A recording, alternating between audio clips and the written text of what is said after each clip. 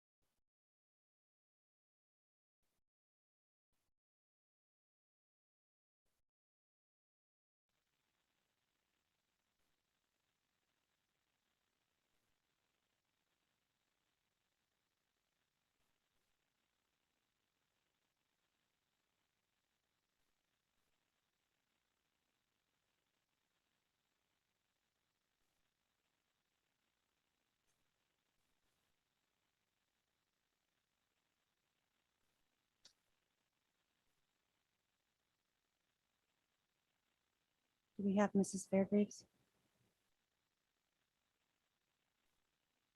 Okay, for those of you. Yes, who- I'm here. Okay, great, thank you. Those of you who weren't here, Mrs. Fairgraves will be attending virtually tonight. We are now back in open session.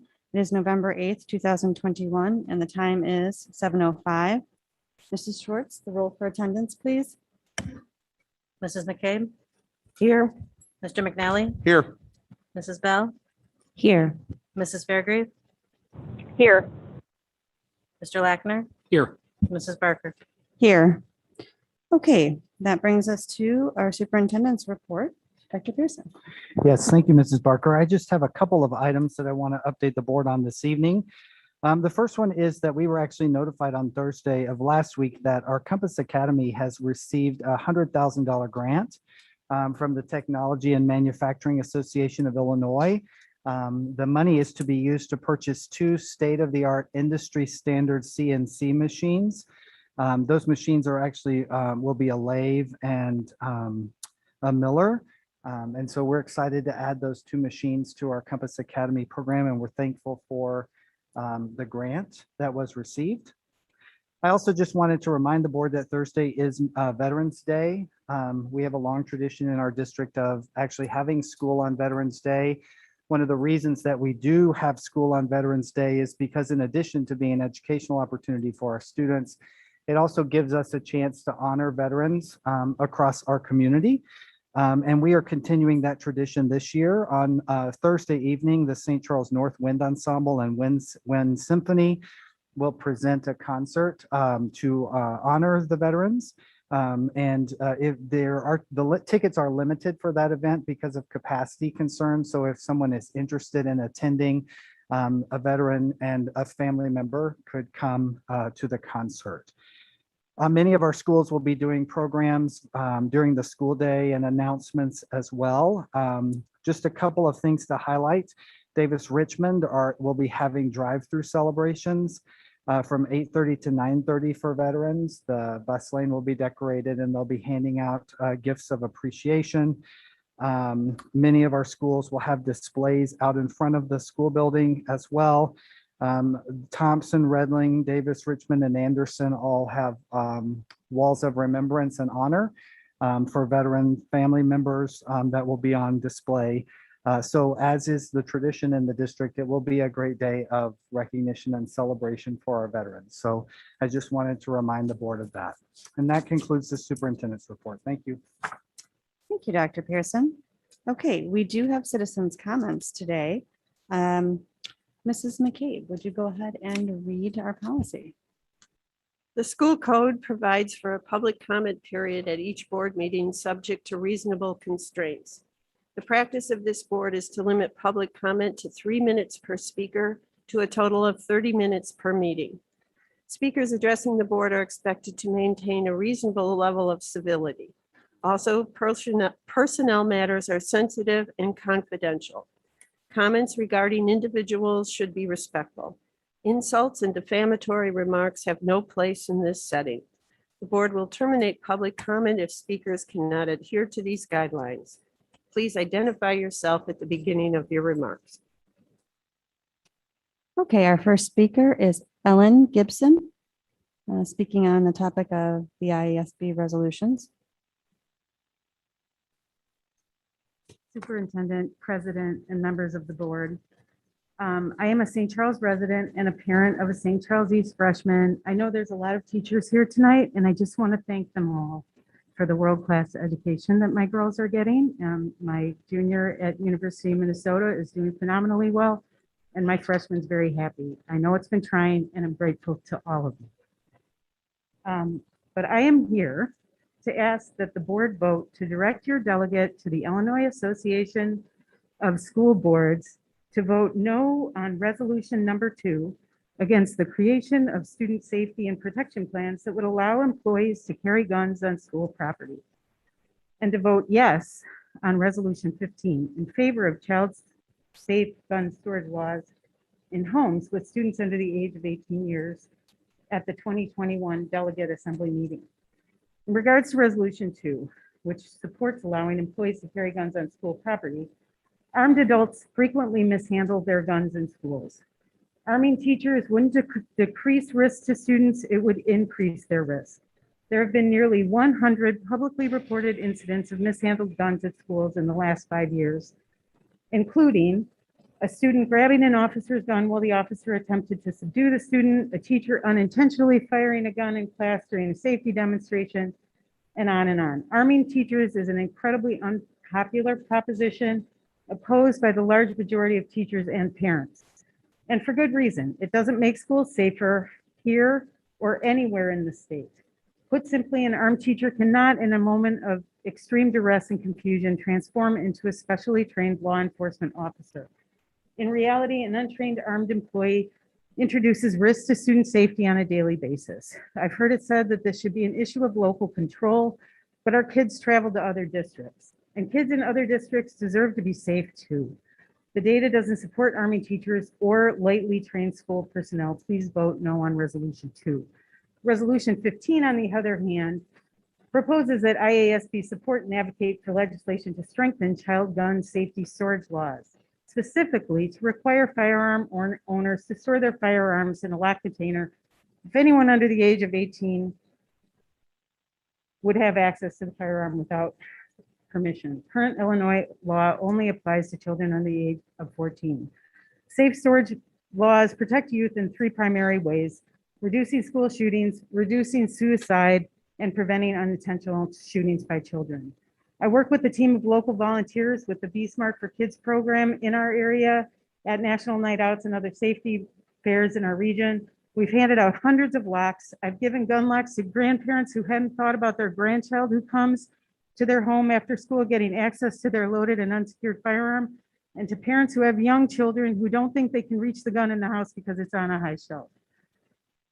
I've appreciated the school board support of the distribution of safe storage information in the electronic backpack in the past. You can continue to help reduce the chance of a child under the age of 18 getting access to an unsecured firearm throughout the state with a vote yes to support resolution 15. Thank you all so much for your service to our community and schools. Thank you. Next up, Joe Bloomquist, teacher voice.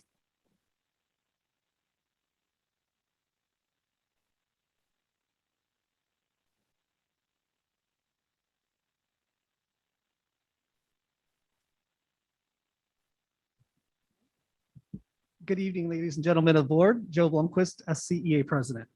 Today, I am joined by over 400 members of the association to offer up some perspective from the roles of educators. And let me first start by saying the most important thing. We love the students of this district. We want nothing more than to see the children of this district succeed, help them find their passion, and give them the support that they need to be happy and healthy. Through all the trials and tribulations that have happened in this district and in our world, we are proud of the hard work and dedication we have contributed to this district in the pursuit of service and excellence. We have stepped up with every change ushered by necessity, by directive, or by mere observation of the educational landscape. From putting in place safety procedures in order to mitigate the spread of a virus, to trying new and imaginative ways to engage students virtually despite the countless obstacles of remote learning. We have used every ounce of our professional knowledge and skills to provide the best educational experience for our 3-year-olds all the way up to our near 22-year-olds. As artisans in our craft, it is also important to identify and problem solve issues and concerns that get in the way of maximizing our students' educational experiences. We realize that there are a plethora of pieces that are beyond any of our control, from the labor shortage to state mandates to the pressures we feel throughout social media. But today we are here to talk about what we as a district can control. Many of these concerns existed long before the pandemic, and several have only been exacerbated by the events of the last 20 months. I also want to take a moment to acknowledge that our district administration has been working very hard over the last several weeks to identify actionable steps that the district can take to alleviate these compounded concerns. At the same time, this buildup has taken place over a span of years, and so there is no easy fix. We are here because we want to not simply lay our complaints at your feet and expect you to fix them. We are here because we are pleading to have a two-way dialogue around these obstacles to student learning. You have almost 1,100 educators in the SCEA along with 300 support professionals in the SCESP and 200 dedicated employees in SCT&M, all who can provide valuable insight and expertise into what is happening in our schools on a daily basis. Finally, we realize the difficult position that you sit in right now, trying to balance the many perspectives and opinions of the community. No one deserves to be insulted or defamed regardless of the position that they do or do not hold. Many of our association members have tuned in to board meetings in the last 20 months, only to hear harsh and personal criticisms directed at them and ill-informed directives dumped on them unexpectedly. And it has left some of our greatest assets feeling devalued, worn down, untrusted, and hurt. I hope the statements you hear from our educators will resonate with you as you continue to chart the course of the district in the coming months and years. Thank you. Thank you. Stephanie Tyson, Teacher's Voice.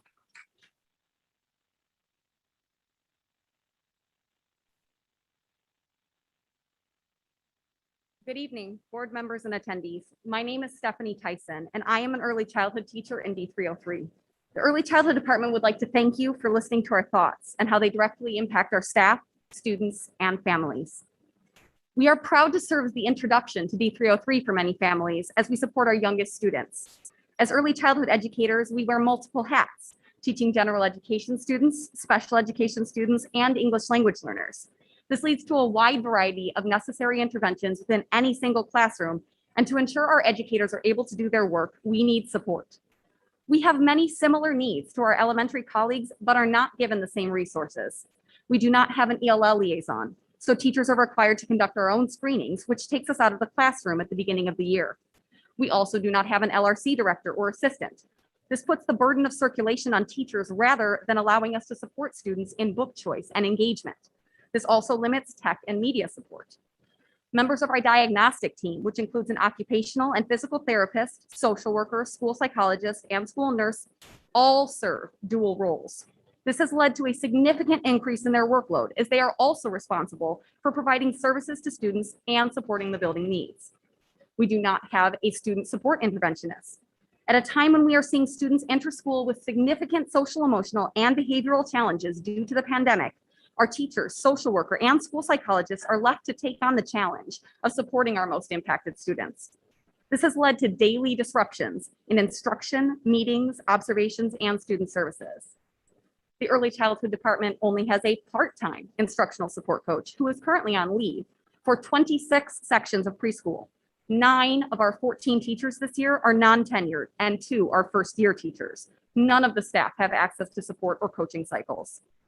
Since our program was consolidated to one building at Fox Ridge, we have also felt the loss of vertical curriculum conversations with elementary teachers and specialists, directly impacting how we provide supports for our students transitioning to kindergarten.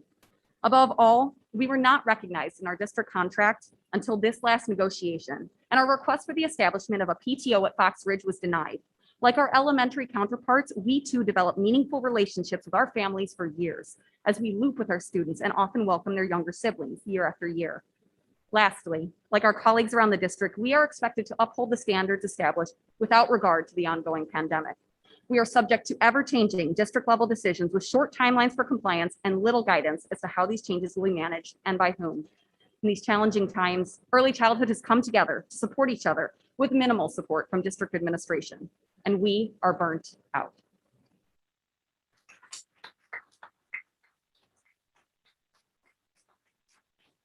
Jenny Iwanski. Iwanski. My name is Jenny Iwanski, and I am an ISC at Richmond Intermediate. I am here speaking on behalf of elementary members of the St. Charles Education Association. We appreciate your commitment to education.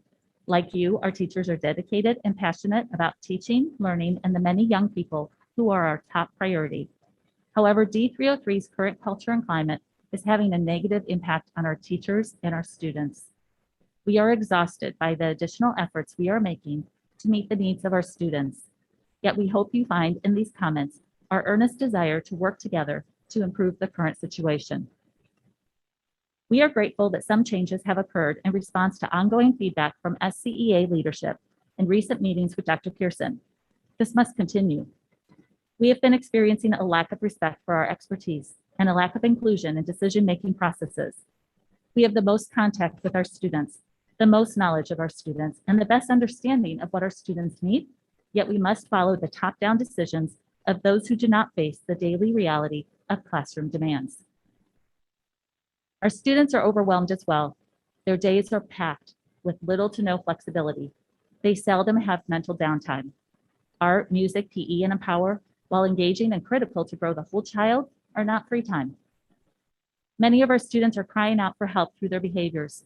We have insufficient intervention personnel to help address those needs, as well as to begin to recoup pandemic-related learning losses. Teachers are struggling to address the student needs without adequate support. In addition, we are implementing new initiatives as directed and are expected to conduct business as usual. This is not working. Principals are critical to the school ecosystem. We are thankful for their continued support during these challenging times. We see our principals constantly battling one crisis after another with students' social and emotional needs and daily substitute shortages, while implementing compounding district initiatives. In times of change, we look for stability, but the constant district demands leave the ground under our feet continuously moving. As we reflect on the changes that have occurred in the district in the past several years, we are rarely consulted as to what we have learned, what we need, and what we feel is necessary for our students. Ask for our input, apply it, and trust us to do our jobs well. We don't shy away from the hard work. We are open to productive change and always want to do what is best for our students. Widespread changes are needed. Our concerns are based on unrealistic, unhealthy expectations and a lack of regard for personal and professional needs. We truly are at our breaking point.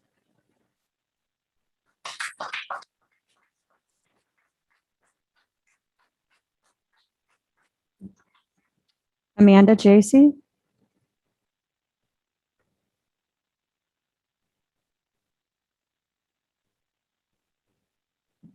Hello, I'm Amanda Jaycees, and I'm here representing the special education community of educators. We work with students most in need of high-quality instruction and interventions, those most at risk of being left behind if we don't effectively support their diverse needs. As educators, we are driven by a desire to ensure the growth and success of all of our students. However, we believe there are disconnects challenging our effectiveness, disconnects between the administrators and the teachers, between expectations and resources, between plans and implementation, and between IEPs and students themselves. As a collective, we are feeling as though we are facing unreasonable expectations for teachers from administrators, leading to feelings of exhaustion and being spread too thin. As a collective, we are feeling devalued, as though our experience, our expertise, and voice are unimportant. We do believe that we can continue to move forward and meet the needs of all of our students if we as a community, a school board, administration, and educators can commit to the following. First, ensure that sufficient resources are in place to meet expectations and support student growth. This means hiring additional support staff, collaborating with staff to identify resources clearly aligned to student needs, providing the necessary training and time for educators to effectively implement, identifying gaps in program offerings, and clarifying transitions across programs and levels. Second, offer a systematic process for those professionals directly involved in the implementation of systems, programs, and resources to provide feedback. Our staff have years of education, training, and experience, and are the ones implementing these expectations on a daily basis. Regular opportunities for constructive feedback on current practices and future plans will help to ensure more successful implementation and ultimately student achievement. Third, implement regular opportunities for administrators to engage in order to better understand the unique needs of a variety of programs, environments, and students.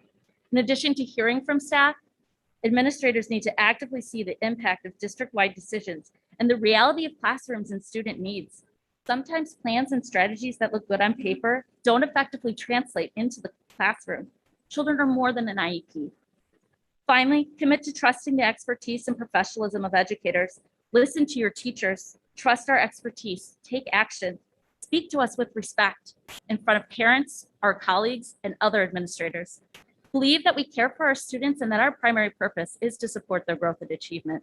Include us in the dialogue, help us understand the decision-making process. We acknowledge that our voice is only one in the dialogue, but it is an important voice. Ignoring our voice or outright silencing it Both erodes our trust in administration and makes it harder to ensure that we have what we need in order to meet student needs. As a special education community, we often discuss the importance of partnership between the school and the family to ensure student success. We are seeking a more complete partnership from you. Ms. Jacey's, thank you. Chrissy Vasilopoulos. Chrissy Vasilopoulos.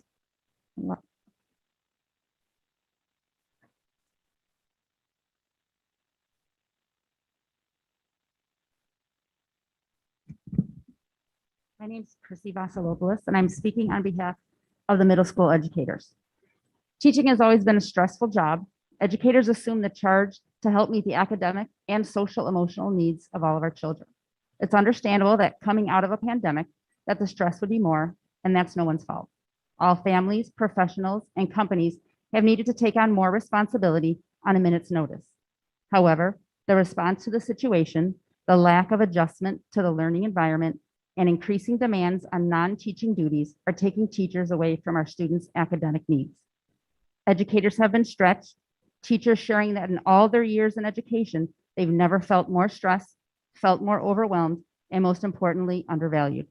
The voices sharing these sentiments are distinguished educators, many with years of experience, leadership roles, and individuals respected in their instructional roles. Educators are overextended at a time when our children need us to be more available than ever before. Our educators want to do better for the kids, and we see that the community recognizes and supports that effort. What gets in the way is non-teaching duties and a waterfall of initiatives that skew that focus. Students' learning needs to be prioritized so that teachers can focus on meeting the unique needs of students at this time. If everyone is important, then nothing is. What is most important right now? Educators who take an interest in professional learning are far removed from the process and instead see an endless cycle of false starts, frustration, anxiety, confusion, and resistance. Proposed changes should incorporate teacher input into any new initiatives. Educators want to take on a collaborative perspective with a professional lens of anticipating problems in implementation. Last-minute reactive decisions have put a burden on the students, teachers, and their learning environment. Several research-based articles have been published about the need to return to a culture of learning. We've read the issue addressed in Forbes, EdWeek, Yale Center for Emotional Health and others, and ask you to do the same. They have a common theme. Now is also the time for district leaders to ask teachers, what do you need? How can we help? And then listen to the answer. Trust professionals to do the job that they were hired to do. Trust that the educators with decades of experience and schooling and the calling to teach have the ability to do so. Free teachers from non-teaching duties and responsibilities. Cut through the red tape that is the endless, unnecessary paperwork that distracts from what is really important. Treat them with respect. Treat them like the solution and not like the problem. Let teachers teach. Thank you. Thank you. William Stefan.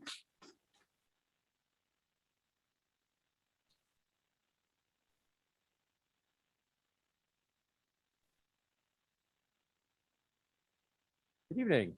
My name is Bill Steppen, and I'm a D303 lifer. I went to Lincoln, Davis, Thompson, and St. Charles High School. I've taught at East High School for 19 years, and for 10 years as a proud inaugural staff member at North High School as well. All 4 of my children have gone through the school district. So needless to say, what happens around here, it matters a lot to me. So tonight, my colleague Alice and I are here to present on behalf of the high school teachers and our transition program colleagues. Coming out of last year, we look forward to reconnecting with our students. Of course, we wanted to take care of a lot of the various gaps in student learning, but most importantly, we look forward to rebuilding a culture of learning and those nourishing and energizing relationships that we all missed and are the most powerful factor in student learning. The ones that were a constant topic of conversation at many of our board meetings throughout last year. After a year of constant pivoting and adapting to the new realities that we all faced, we and our students look forward to a year of stability, one where we could once again regain our footing And we could once again prepare students for life beyond graduation, not only in our content areas, but also with the social emotional, executive functioning, and creative thinking skills they need to put their learning into practice. Our organizational culture, however, has instead provided further instability. As you've already heard, we've been distracted by a string of arbitrary directives from the board and from central administration that are more focused on accountability than on student learning.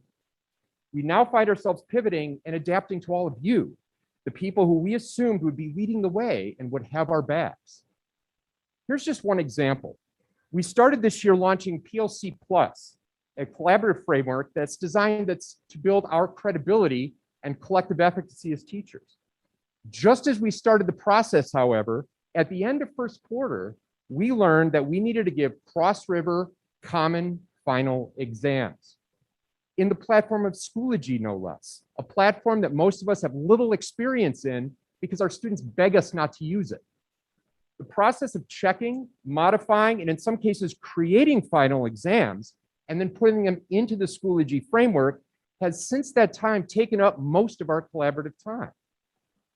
Instructionally, we've also lost 3 instructional days and need to replan significant parts of second quarter. Most of our freshmen and sophomores have never taken a final exam before, and now they're going to get their start in this time on a platform that they have little experience with. We've been offered no rationale for these demands and why they came midway through the semester. I still to this day have no idea who wanted this to happen and for what purpose. This convergence either suggests that part of our organizations aren't talking to each other. Mr. Stephan, your time is up. Thank you. Please conclude. So you have introduced innovative new ways of learning and things like Compass Academy when you work with your teachers. Thank you. Thank you. Alice Fromling.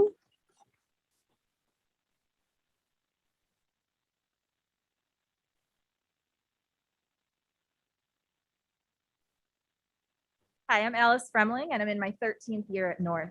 To continue on Bill's point, we stand here tonight because we want to be partners with you, but that becomes more and more difficult when decisions are pushed down on us, when plates are constantly thrown at us to spin in the air, often without a clear why and with no regard for how to meet these demands while still effectively teaching our kids.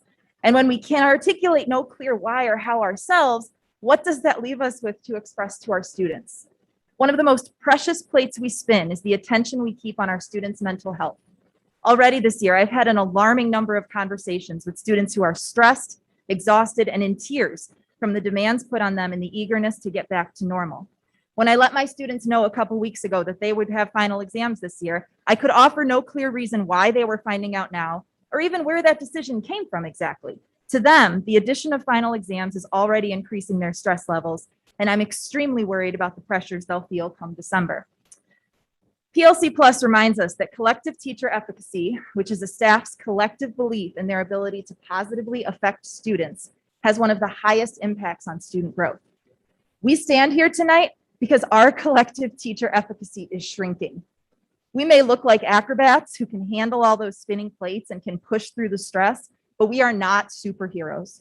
We're losing our belief in ourselves.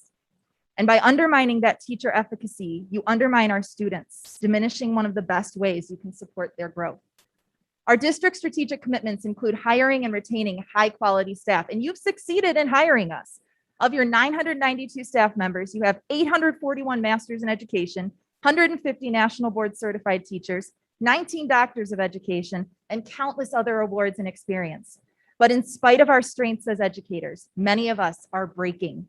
We're dusting off our resumes. Your national boards, your master's degrees, the teachers your students love, we simply cannot spin all of your plates anymore without watching them crash to the ground. I personally can name multiple great teachers in our building who are actively forming plans to leave education, and every single one is making that decision heartbreakingly. Trust your teachers, listen to your teachers, respect your teachers, try assuming the best of us rather than the worst. Leadership requires reflection, self-awareness, and the courage to make hard decisions. Today, at all levels, we've laid out some real talk about what is happening on the ground. You have a choice to make. We look forward to rebuilding a culture of trust should you choose that course. Maintaining the status quo sends us a very different message, a message that will lead to some level of failure in retaining your high-quality teachers, a message that continues to undermine the needs of the students you serve. Thank you.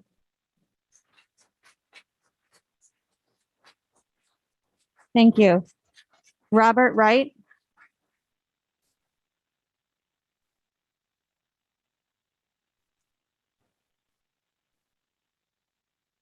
Good evening. I will be brief. I'm Bob Wright. I'm a 40-year resident of St. Charles. I'm a former administrator in District 303 and later District 200 in Wheaton. I address statements to the Board of Education. I urge the Board of Education to table some of the items recommended by the IASB, particularly the one related to sex education.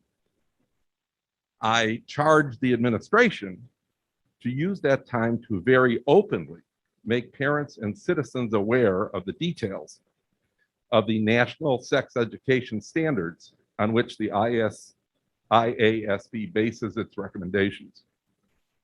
This program is very controversial. Parents and taxpayers should be aware of all the details of this proposal at each grade level, beginning with kindergarten. We don't need another surprise stealth program dropped on us. If you want to know more about why some of us are concerned, we have some booklets that give some of the details, but in looking through these, not all of the details, particularly for the youngest of our children. Thank you.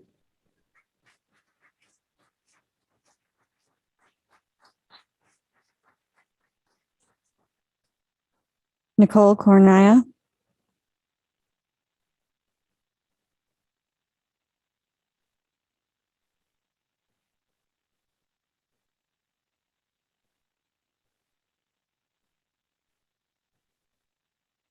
Good evening. Although I'm here for a different reason, I applaud every single one of those educators and everything that they've said. Good evening. My name is Nicole Cornea, and thank you for allowing me to speak to you tonight. Again, I speak on behalf of myself and do not represent the SCEA. I stand here today to ask you to allow me to go back to Pearson Creek, get emotional, where I have spent half of my life. I am 44 years old and have been in that same building for 22 years. Yes, I refuse to test or vaccinate. I have had COVID. I have been tested and have the antibodies for the coronavirus. I have natural immunity. The amount of evidence that has been coming out daily of vaccinated individuals that are having symptomatic breakthrough cases is undeniable. I can provide over 100 peer-reviewed articles on natural immunity and lists of names of vaccinated high-profile individuals that have gotten and spread COVID. I can show graphs of breakthrough cases in states without mandates and their decreasing numbers, but none of this matters. All that matters is that I will not comply. There are over 200 teachers currently being tested weekly, when again, vaccinated individuals can get and spread COVID as well. If the state and schools were concerned about the safety of staff and students, everyone should be tested.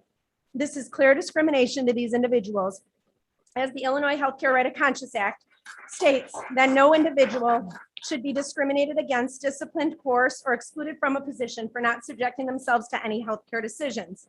It is clear that this act has been violated. I have always said that our district and our union did the right thing last year by giving the option of in-person learning and remote learning for elementary students. They also did the right thing for allowing teachers to take a leave of absence for any reason or allowing them to teach from a remote location. Our union advocated for all teachers, regardless of their choice. We had testing last year during the height of COVID, yet it was never mandatory. Testing was only required if you had symptoms. I supported the union and those teachers for their right to choose what was best for them and their families. I chose to put myself and my family at risk last year when so much was unknown about COVID. I have not been given that same support. This year, we have fewer COVID cases, the opportunity for vaccine and boosters, and we are in phase 5. Countries and states that have lifted the restrictions have seen lower COVID rates per capita. I have been in contact with state legislatures to advocate for the medical rights and freedoms for all. The unemployment or the unpleasant working conditions and low morale of staff and students all stem from the strict mandates we have in Illinois. I have not breached any part of my contract. Supposedly the law trumps my contract. A COVID-19 mandate is not law, and what the governor is doing is unlawful. I have been put on unpaid leave, and Please I let her know speak. I've been put on unpaid leave, and now I'm going to lose my insurance. For what? I'm healthy, willing, and able to work. Please make the choice and reinstate me so I can get back to my students, as this starts my 7th week of unpaid leave. I miss my students and can't even communicate with them or their Ms. families. Cornelia, your time is up. It's as Thank if you. I've been erased. Thank you for your time and consideration.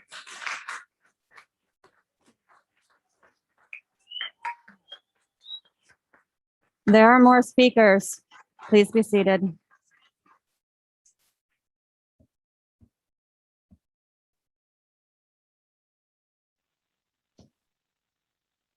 Holly Gerhart.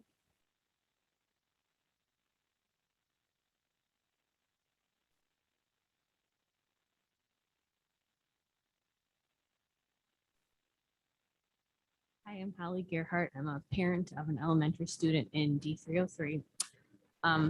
I just have to say that tonight, coming here and seeing all the teachers, I was at first nervous and scared because I feel like over the last 20 months, us parents and teachers have been pitted against each other. But after hearing so much of what they had to say, we're really on the same side. We want what's best for our students.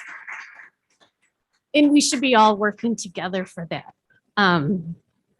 I fully support and see what they're saying about their stress conditions. And one of the biggest pieces that can help with that is parent support and parent volunteers. But just like Mrs. Cornelia was saying with teacher restrictions, there's also been restrictions put on parents. We have to have a COVID vaccine or have a negative test. And they don't care about fingerprinting anymore. So that you're telling me I'm more dangerous if I'm an unvaccinated person than if I have a history of a felony and can come into the school. That just does not seem right to me. We're wearing masks anyways, which again, I don't agree with because over half the country isn't even wearing masks for our kids. And that's helping contribute to the negative social, emotional, and the harsh teacher and learning environment. We've been distracted with all of these COVID protocols. And the real heart of the matter is how to get teachers and parents and administration to really work together and solve these problems together. We all want the same thing.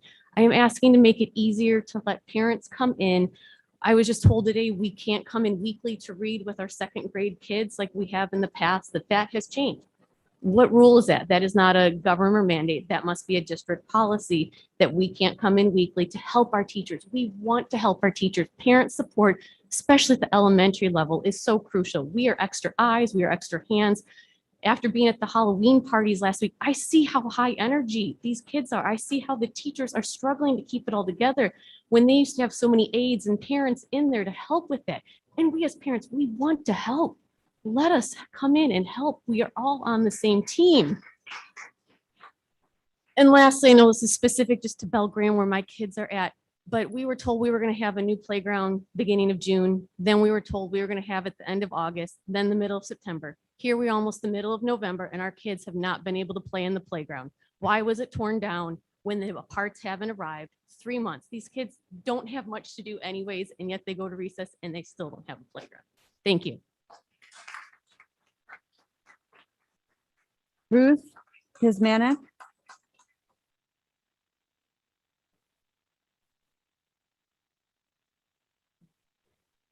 Ruth Kuzmanek. And I also want to say that's all right. Let's keep the clapping to a minimum because it's keeping people from hearing and being able to come up in a timely fashion. I'm Ruth Kuzmanek. I'm a resident of St. Charles. I have my daughter graduated from East. I'm a current substitute teacher in your district. However, I'm here to speak on behalf of the League of Women Voters of Central Kane County. And on behalf of them, I urge you to vote to instruct the board's delegate to the upcoming IASB conference to vote no or do not approve of Resolution 2. Resolution 2 would permit district employees to have the ability to carry a concealed firearm on district property. We do realize the concern for student and staff safety is of the utmost importance. However, research has shown that having firearms in schools does not make students and teachers any safer. The League of Women Voters believes that this presents a major health and safety threat to its citizens. In addition, we urge you to instruct the board's delegate to vote yes or approve on Resolution 15, which was already mentioned by an earlier speaker tonight. That resolution strengthens the Illinois Safe Gun Storage Law. Current law requires safe gun storage if a minor under the age of 14 could gain access. Raising this age to 18 could reduce the potential for a child to gain access to an unsecured firearm and bring it to school.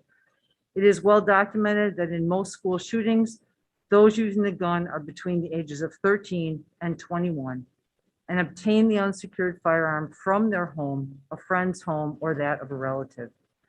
In closing, I wish to sincerely thank all of you for your service and concern for the safety of all in our community. I implore you to do all you can to keep guns away from our schools, with the exception of our highly trained police that serve as student resource officers. That concludes my remarks for the League of Women Voters.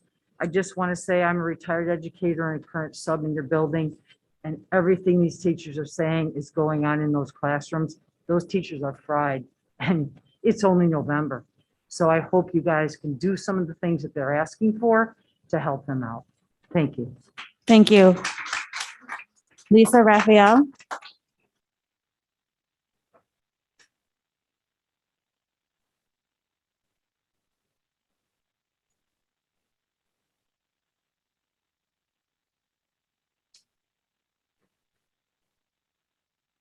Good evening. My name is Lisa Raphael. I have two kids in elementary school. A lot of the teachers spoke tonight about their challenges inside their classrooms. I mainly heard that they were burnt out, they need and want more resources, support staff. They asked for you, the board, to trust their expertise.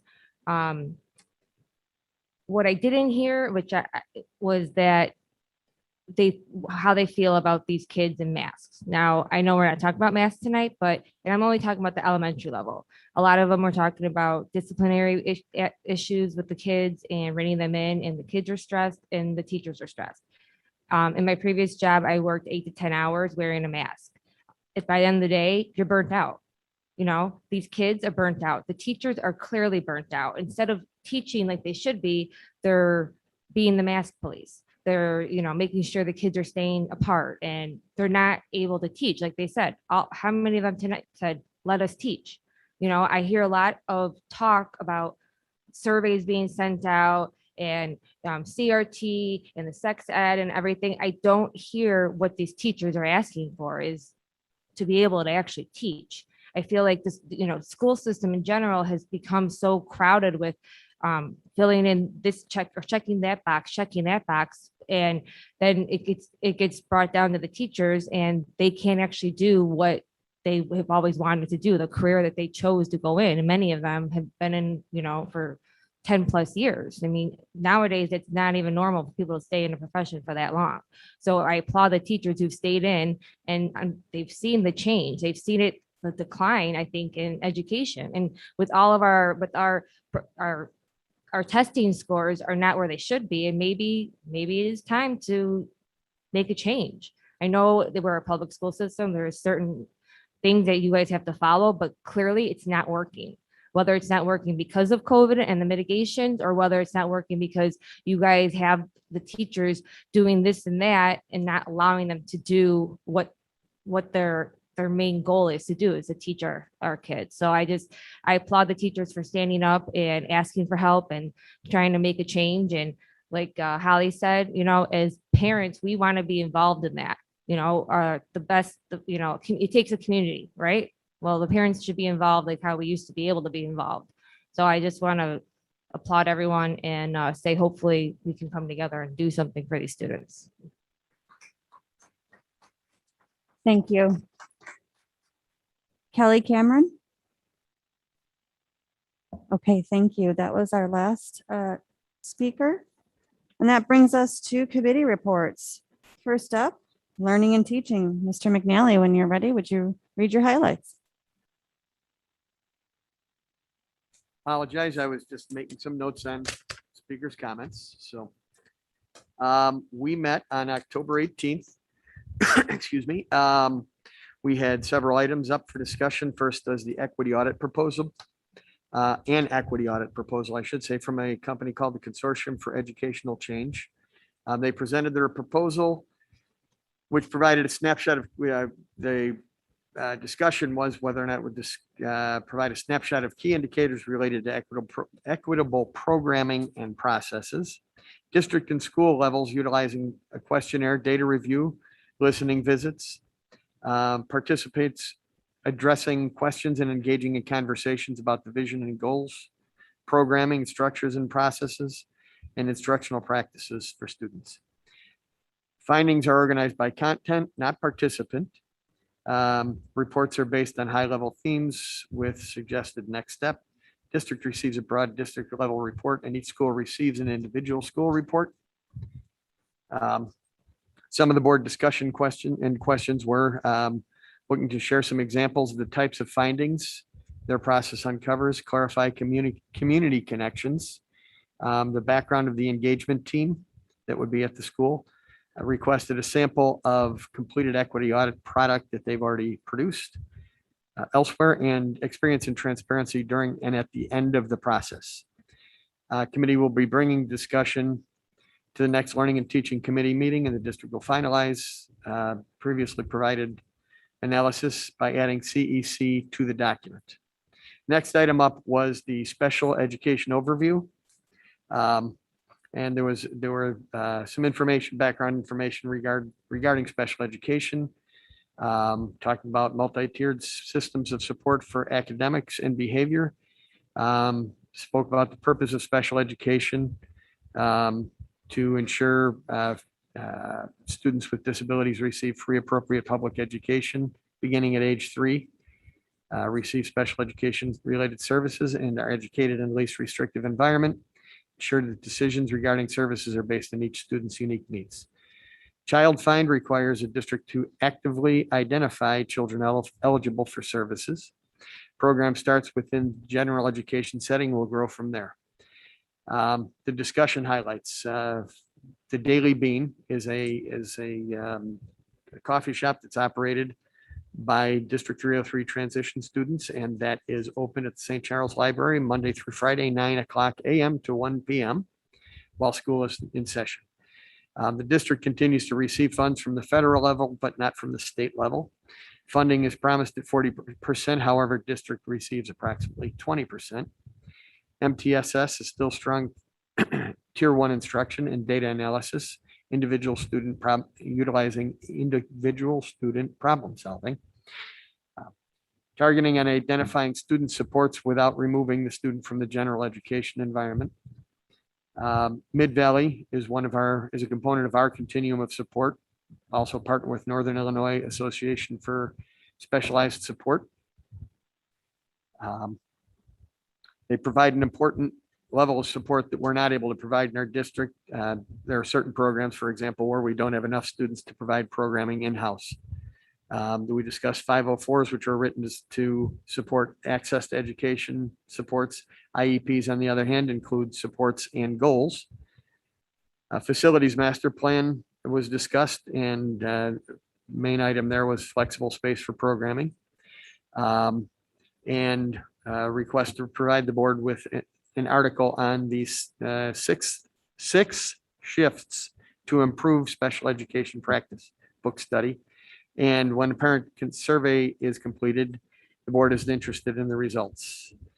The next up was the 2021-22 enrollment and future projections. A review of the class size guidelines, kindergarten enrollment and course selections used in creating staffing and student schedules. Early childhood is starting this year with their highest ever enrollment for this time of year. Enrollment is continuous throughout the year, with some preschool spots held for students who may qualify during the year. High school enrollment numbers do not include outplaced or full-time Compass students. Currently, there are 82 students enrolled in Compass Academy. 31 of those are full-time. Part-time students are counted in high school numbers for attendance in their area high school. Birth rate data enrollment by geography versus academic enrollment were reviewed. Projections were reviewed with building capacity scenarios adjusted for removal of self-contained rooms, art and music rooms, art, music, and power rooms, just as examples of what might happen with those different scenarios. We are under 12,000 students across we're projected to go to under 12,000 students across 13 grade levels. We're projected to remain consistent with projections by Dr. Kofman. He's the demographer we've used in the past. Discussion items where the biggest jumps have been moving into middle school and moving into high school, which seem to be normal shifts. We have 800 to 900 kindergarten class sizes moving through high school in the 2000s, which jumped in the 2000s into the thousands. This is attributed to large developments coming in the market during that time. Brief review of Fox Ridge representative classroom and Haynes buildings in terms of district capacity was also discussed. Haynes sixth grade wing currently is not coded for enrollment, right now only for storage. For our final item for discussion was the district learning goal. Dr. Pearson opened the discussion regarding the learning goal. Discussed key monitoring outline, milestones were outlined, data collection modes and performance measures. The discussion included on-track indicators and increasing opportunities, reference to AP classes missing. iReady as the is best used in a formative way in the classroom as 3 data points throughout the year. In other words, but then that's a discussion regarding iReady versus some of the standardized testings that occur outside of our building. And an end of year summary data will be provided in November every year, keeping iReady as one of the data points. Our next meeting is scheduled for November 15th, and potential items are student achievement record, cumulative report for that, resources for world language, and an update on math and phonics implementation, and the discussion of equity audit, the companies for equity audit. And the meeting adjourned at 8:11 p.m. That concludes my report. Thank you, Mr. McNally. Mr. Lackner, Mrs. Fairgreaves, Business Services. Yes, this is Heidi Fairgrave, and I will give the Business Services Committee update. We met on October 25th and reviewed standing items related to the Mid-Valley and the D303 financial reporting for month end September 30th. We also reviewed our near final annual financial report ending June 30th, 2021. There is a COVID-19 financial impact summary in your packet for review. We spent a significant amount of time discussing the facility master plan with Wold Architects as our architectural firm of record. He provided an overview of the priorities and summary of the most recent discussions.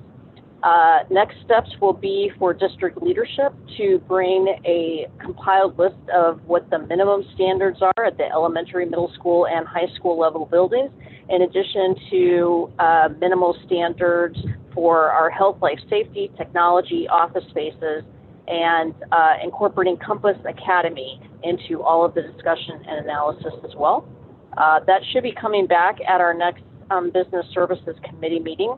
And additionally, facility planning and specifically the master plan will become a standing item for each of our meeting agenda moving forward. We reviewed the capital improvement plan for 2021-2022.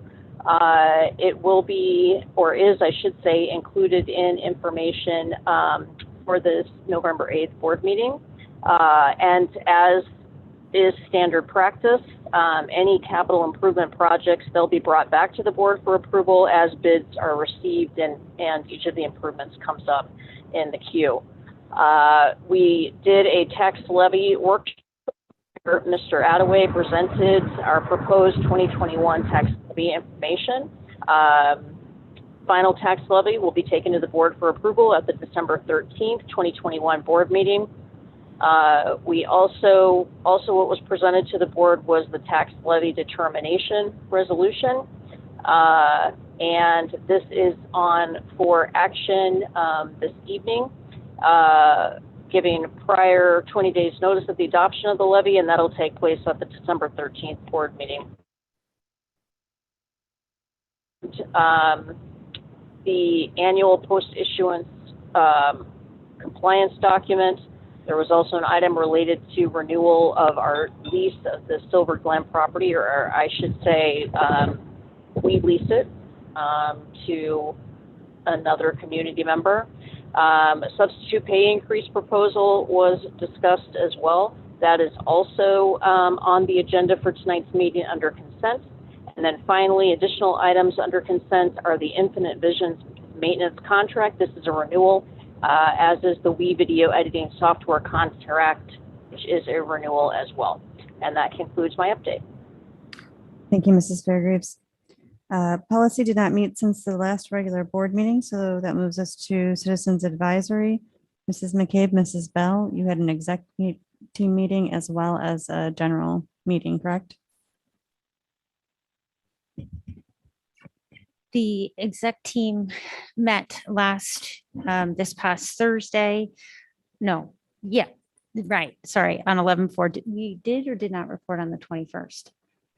Okay, all right. Just trying to remember. We have so many meetings. I couldn't remember exactly which one I needed to update on. Okay, so the general CAC met on the 21st.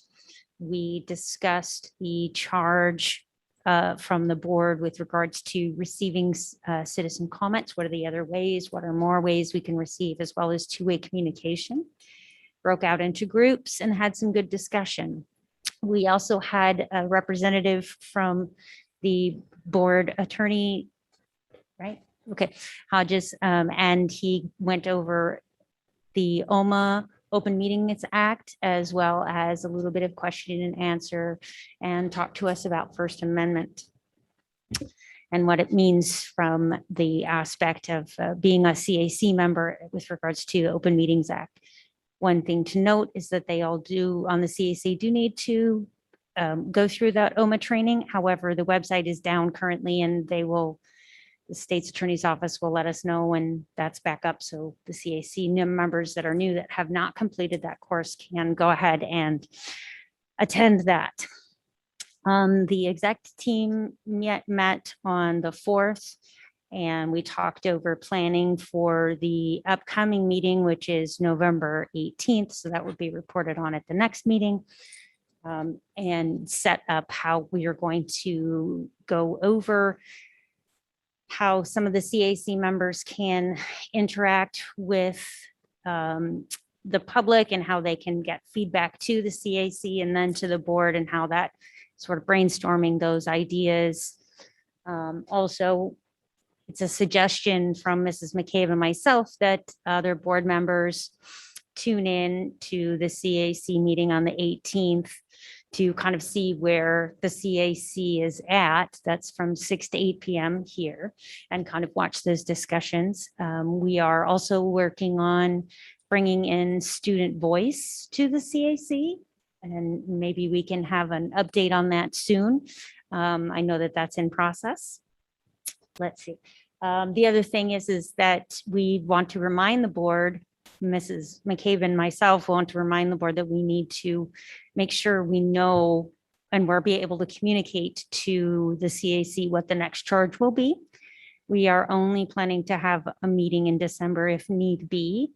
And we think that we won't need to do that. We'll be able to wrap up this topic, the current charge, at this next meeting.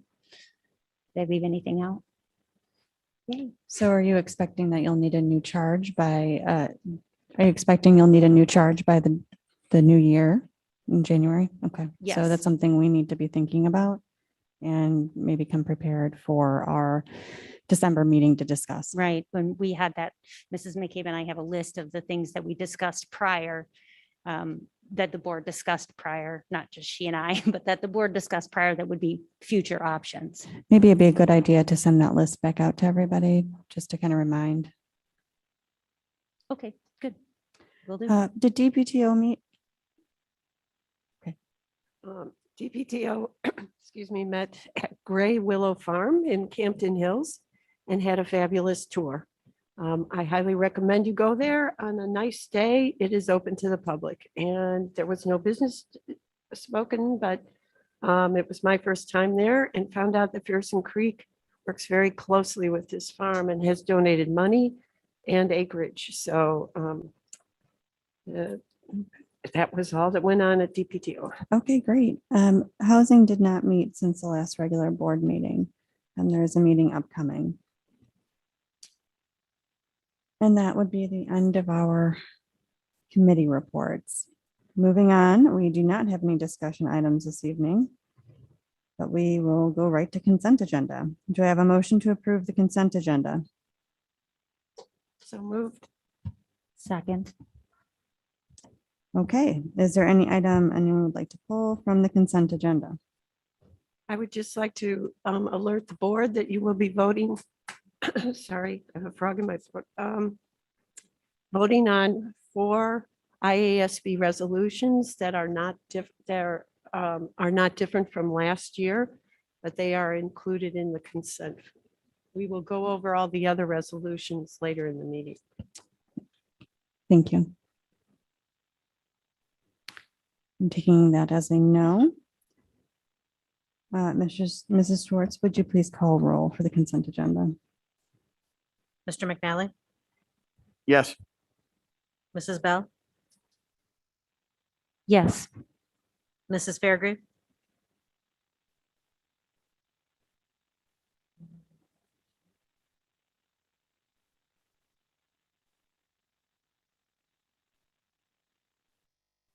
Mrs. Fairgrave,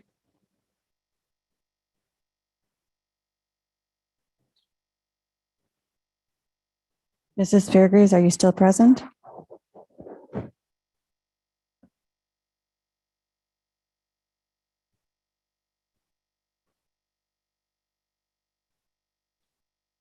Okay, we can come back to her. Mr. Lackner, Yes. Mrs. McCabe, Yes. Mrs. Barker, Yes. Is she muted within the system? nothing. Oh, she's not there. Okay. So there may be a connection issue. Okay.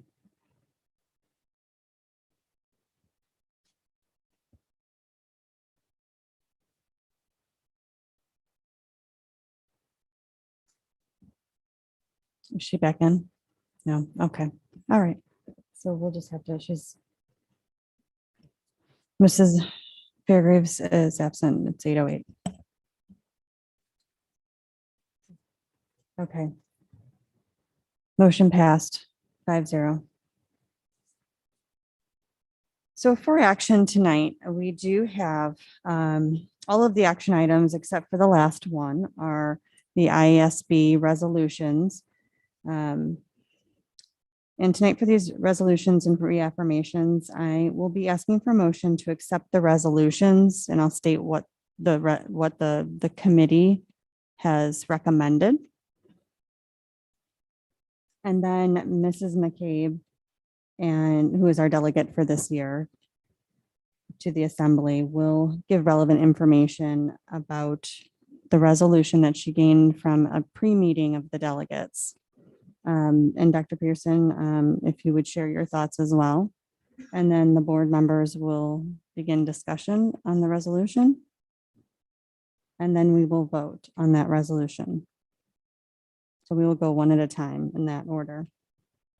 If the motion passes, Mrs. McCabe will vote in accordance with the resolution, the way it's written. Okay, are there any other questions before we begin? I just want to clarify that when we vote, we are voting to affirm the recommendation. We're not voting on the specific. Okay, just wanted to make sure that everyone is clear on that because there's been that confusion in the past. It is confusing how it is written, so we'll just take it, that's why taking it one at a time, and we'll go slow if we need to. Okay. I'd also like to just make sure that we all recognize that the Illinois Association of School Boards is a professional lobbying organization as well. And as members of that, we are now giving them our feedback on these resolutions. This is not going to the legislature. This is saying to the IASB, this is what we want you to lobby for. So I just want to be sure that we understand the purpose behind the resolutions. Thank you, Mrs. McCabe. And additionally, all of the districts in the state of Illinois will then have one vote for each of these resolutions, and they'll pass at that assembly in an upcoming weekend, the weekend of the 20th. Okay, let's go start with the first one. Do I have a motion to approve the IASB recommendation of do adopt for resolution number 1, pre-service teacher education and licensure? So move. Second. Thank you. It can be found on page 9 if you're following along. Mrs. McCabe. This is about providing pre-service teachers a more in-depth learning of how to teach reading. This is not for teachers who are already hired and licensed. This is for pre-service teachers. And IASB recommends we adopt. Dr. Pearson, do you have anything like that? I mean, clearly we support literacy training for teachers, particularly in the areas that have been identified. And discussion from board members.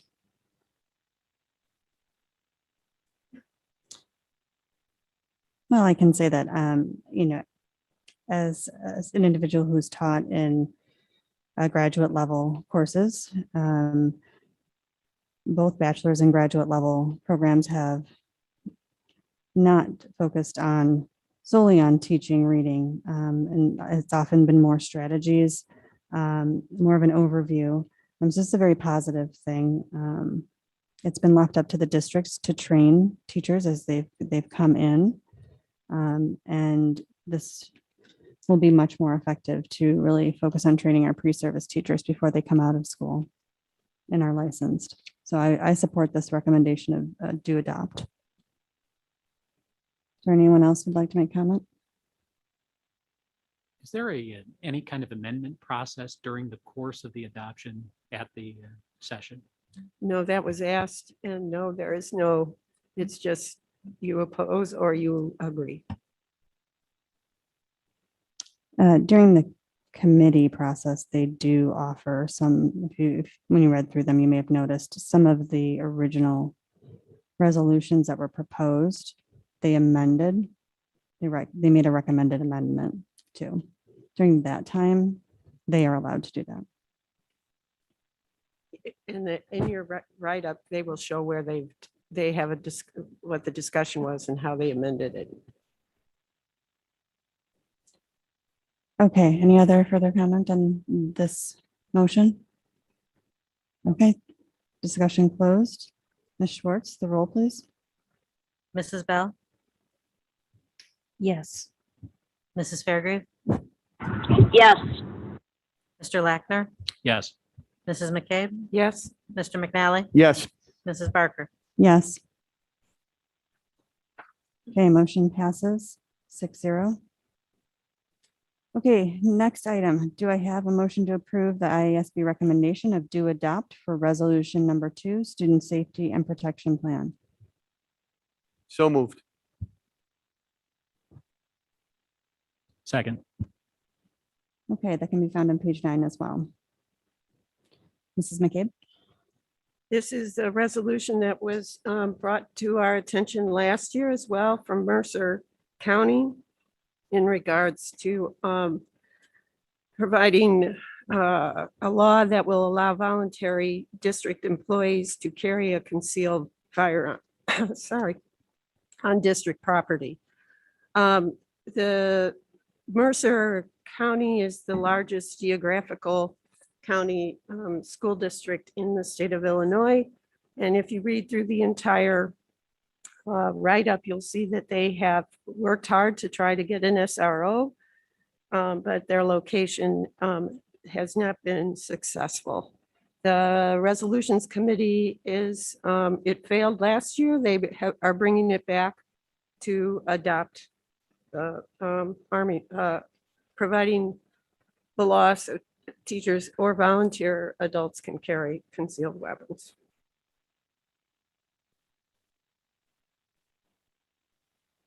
Dr. Pearson? Well, one of the reasons that this has failed in the past is because this is a complex issue as it's outlined here. I think as a district, because we have such a close partnership with local law enforcement and we have school resource officers in our building, we don't feel like in our district, in our community, we need that support. At the same time, if you look at this resolution, this is really about local control. And it's stating that local boards should be able to, based on the situation that's occurring in their community and in their district, be able to put a student safety plan in place. I think as a district, we support local control when it comes to these issues. So, in our context, this would not be needed, but I do understand why Mercer is hoping for some relief in this area to be able to address a specific issue that they're dealing with locally. Thank you. So Board I'd like to discussion? add to that. This is about local control, and this has come up several times since I've been on the board, and I've always voted in favor of allowing this. And the reason is I don't want to tell some district somewhere else who has externalities that are dramatically different than ours, what they can or can't do to address those externalities. The district that proposed this has tried repeatedly to get a district resource officer, even if they've attempted to pay 100% of the salary and benefits for that individual and have been unable to do so. I want to clarify as well, this is, I've had people distill this down to something as simple as we don't want to arm teachers. This is not somebody walking down a hall with a box of guns saying, pick the one you want. This is trained. So these are not untrained people. These are people who already have concealed carry license. They would undergo additional training. They'd be vetted by a board, and they would be, they would not be appointed to be that person unless they passed all of the vetting process. And again, this is something that would occur as a vote at an individual board level. This is not something that would occur throughout the state. So because this is a local control issue, I don't want them telling me how we need to run this district, and I certainly don't want to tell them how they should run theirs. I will be voting no. I do believe that this is not, I will say, I do not think this is a local control because this is not a law that's just for Mercer County. This is a law that would go into effect for the entire state. And I do not believe that we should have SROs as to protect our schools. And I would encourage the Mercer community to figure out how to get what they need. And I can see that the school district worked hard to do that. However, I am not going to support a law that could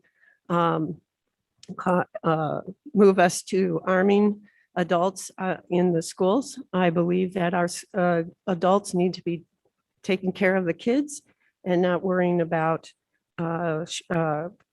firearms. And all the research that's out there.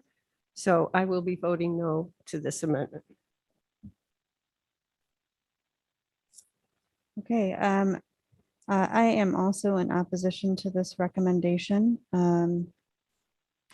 I do believe that arming teachers will result in tragedy. Unfortunately, there have been things that have happened already in other states where the laws are different. I hear the plight of Mercer County and they are looking for an SRO. But if a teacher wants to be armed in the classroom, then maybe it's time to enroll in the police academy and shift what they're doing. I feel as though teachers who are busy teaching have a different job and a different level, for lack of a better word, distraction towards the teaching. They're teaching. A police officer has a different view on what's going on. They would not be actively teaching during the time that they're carrying the gun in the class or in the school. So I can't support this idea. of arming teachers. Any other discussion? I have a question for Dr. Pearson. When you were talking about this, you were saying that this is saying, in being in support of this is what I heard you say, that you're in support of this because it's not saying we're authorizing guns in our district to teachers. However, you're saying we're in support of it, the district is in support of it in general because it's in support of local control. I'm sorry, Yeah, I'm a so little let confused. me clarify that statement because I think what I was saying is I can understand why this district is looking for this option. We don't need this option. This in our district or no, the district in that here, Mercer? supported the resolution, Mercer. I understand why they're looking for this flexibility. At the same time, it's not something that we need in our community because we have a partnership with law enforcement and we have SROs in our schools. This resolution is about local control and it's complicated. I also understand why the issue about arming teachers is controversial. So I think it's hard because we are not there. But I think anytime the School Board Association can support local control for school boards, that's an important consideration when they're looking at resolutions, which is why I think they are recommending to adopt. It's more about giving the local district the support that they need to do what they need to do for their community.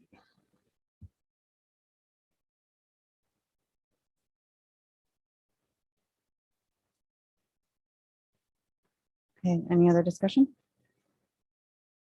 Nope. Discussion closed. Ms. Wait, Schwartz? I have a Oh, question. I'm sorry. So to understand, I'm understanding this correct, that IASB is recommending that this be adopted? Okay. Right, I thought so. I'm just making, this So is a vote pretty big yes topic, so I'm means that you want them to adopt it. A vote no right here means that we want to oppose it. Okay. Ms. Schwartz, the roll, please. Mrs. Fairgrave,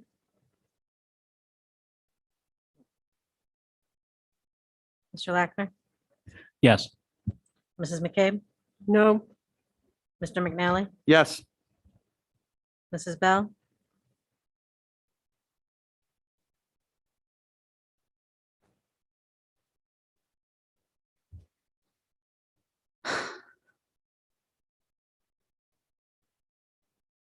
I'm not sure I can vote on this right now. Which means I don't know. I'm sorry. I don't know what to do in this situation. do you wish to abstain?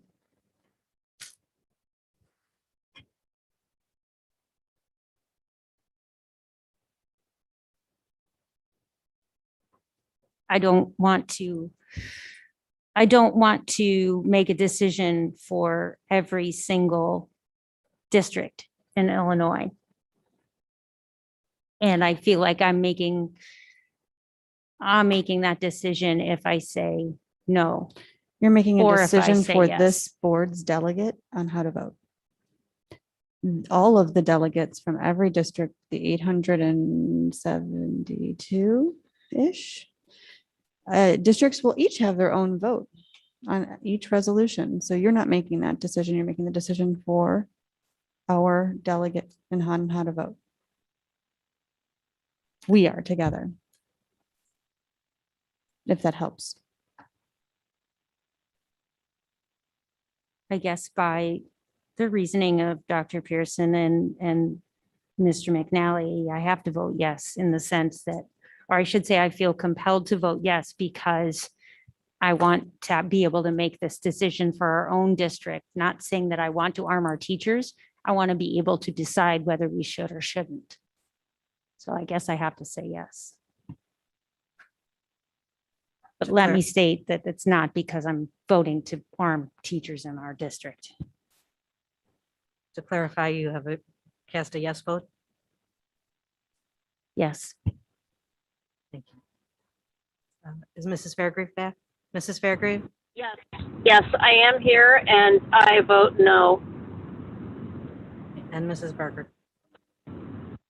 No. Motion Motion fails. fails. Can you tell the delegate how to vote, please?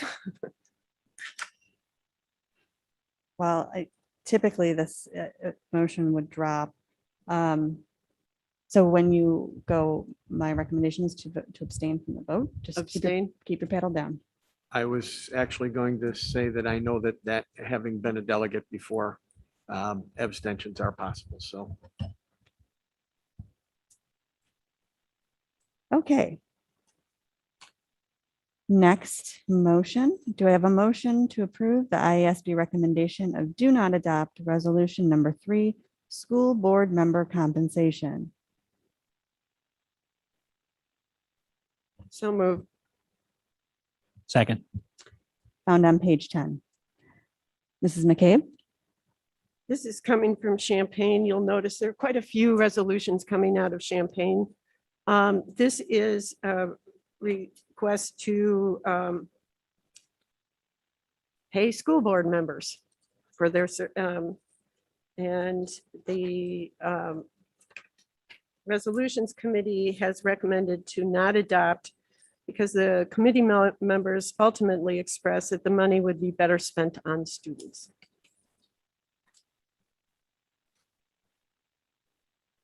So when voting now, you will vote to not adopt. If a yes vote is to not adopt this resolution, to go with the committee's recommendation. Dr. Pearson? Clearly, there's not enough money to compensate board members for their service. At the same time, I think that this particular resolution is problematic and it's the way that it's written. There are other resolutions later that talk about potential reimbursement for board member expenses, which I think is a better approach given the way that we do boards and elected officials in our state. So I would support the committee's recommendation to not adopt. Thank you. Discussion? I just want to make it clear one more time that a yes vote here is to support a no vote at the IASB.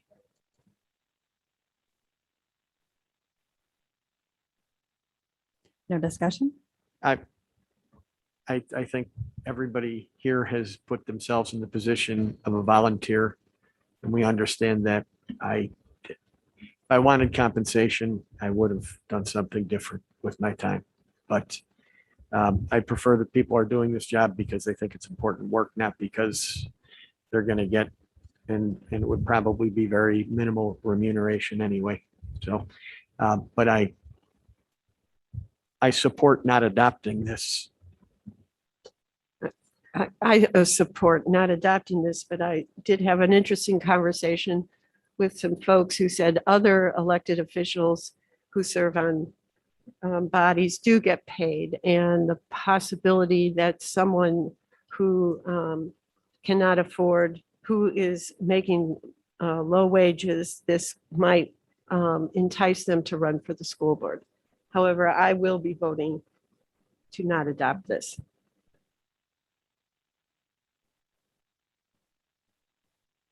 Okay.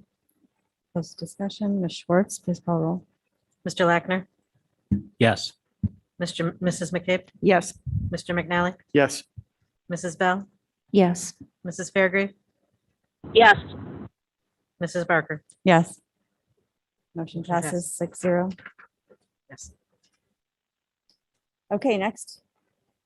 Do I have a motion to approve the IASB recommendation of do adopt for resolution number 4, school board member childcare reimbursement?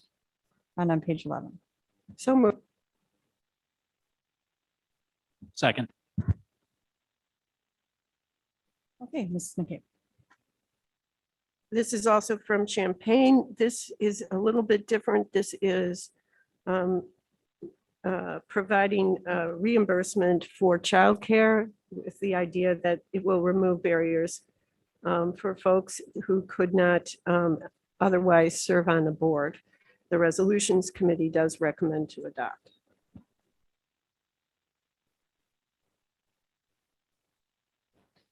Okay, Dr. Pearson. I think in this case, there are processes and procedures to allow for reimbursement for certain kinds of expenses for board members that may occur. I certainly think based on the recommendation from the IASB that it is something that we could support.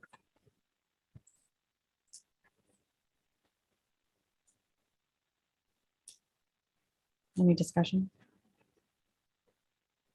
I'll again say, I've done this job as a volunteer for many years and I've never felt I needed reimbursement for a volunteer position in any capacity.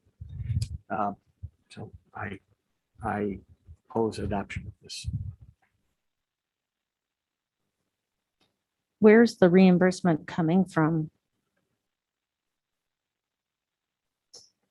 Now, it's a little messy in there.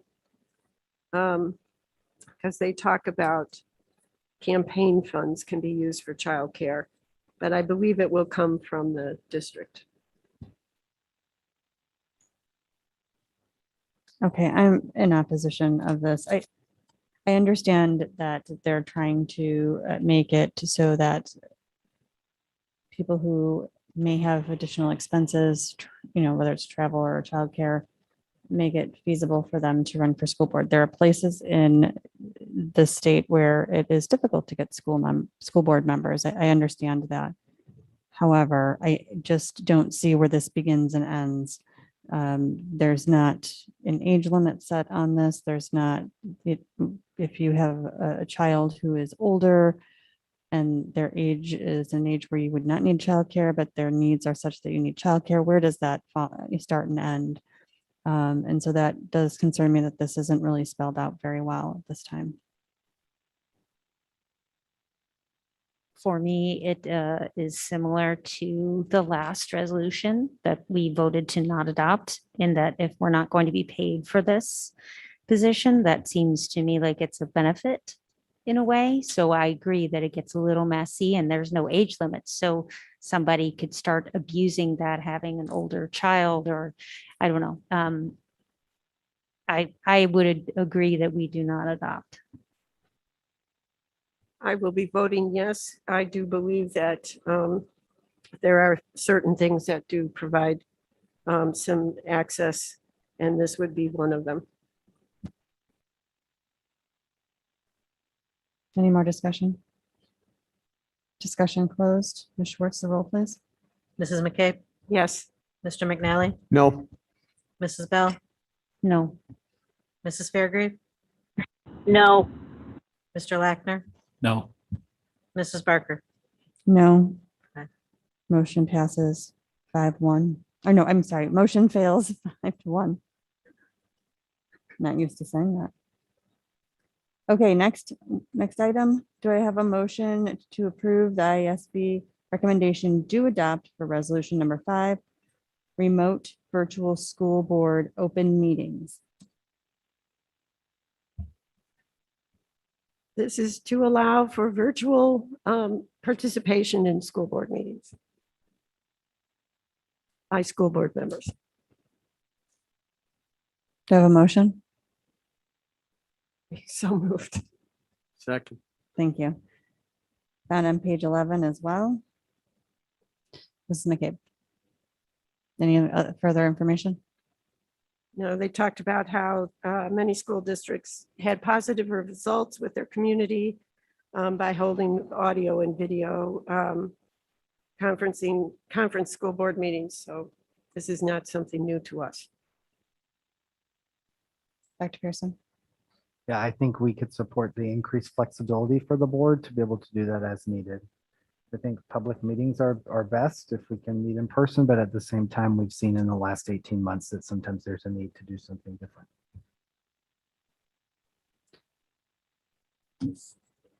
I have a question. Is this stating if we vote to adopt this or send our delegate, direct our delegate to vote to adopt this, does that mean that it says virtual video and audio conferencing to allow for more access for public participation?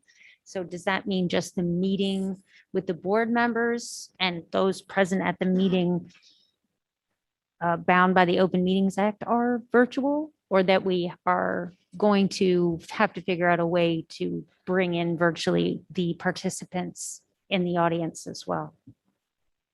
This is about lobbying for a law. So this is the resolution that they are asking IASB to go to the legislature and ask that it's possible to do video. If we pass this, it does not become law. I know, I'm wondering about what are we saying? Is it public participation? Because that is specifically listed. So are we going to be needing to provide public participation on the video as well? So the way I understand it, and Ms. McCabe, you may have additional information, is that this would be similar to what we had to do in COVID, where there would be an opportunity for public comment, either recorded, prior to the meeting so that it could be played at the meeting. And of course, the public could see the meeting. I don't think they're recommending any changes to the Open Meetings Act. I think they're just asking that the technology be able to be used for reasons other than personal illness, employment purposes, or family emergency or disability, which are the things that are listed in the current legislation. And am I right in saying that right now you have to have a physical quorum if you're going to have any virtual participation? And this would, if I'm reading this accurately, that would take that part out. Correct. So under the emergency order, we had the ability to meet with everyone off site. And I think that's part of what they're saying is if they need to do that be continued. So for example, for Mrs. Fairgraves to be able to participate, there would have needed to have been 4 of us here. I mean, there are 5, but. So for example, for Mrs. Fairgraves to be able to participate even, there would need to have been 4 of us here. There are 5, but if let's say 2 of us also couldn't be here, then we would not have a quorum. So we would not be able to hold the board meeting. So this allows for the people who need to be virtual, regardless of the physical presence of a quorum. Any more discussion? Well, yeah, I think I have a concern regarding this. It just that, and I don't imagine, I couldn't see us necessarily abusing this, but I could see abuse of this occurring, where boards could ultimately just become essentially all virtual.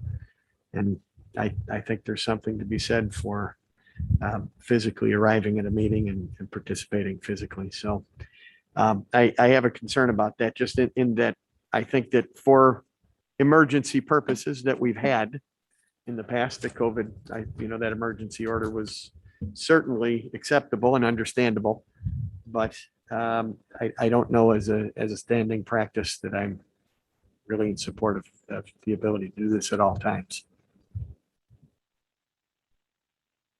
Okay, I'm going to also say that I thought about this and I understand the increased flexibility, and I did like that, but I have this standing piece where I feel like if the students are in school, then we're present in the board table unless for one of these reasons that we have already listed. So illness and employment and so on. Can I ask Dr. Pearson, is there a time limit to the virtual allowing board members? Well, we have 2 situations. We had what we did during COVID, which that was restricted to the emergency order. And then we, of course, have what we do now, which is people are allowed to participate as long as there's a quorum present, which our policy does also allow. So I think this is just increasing that flexibility.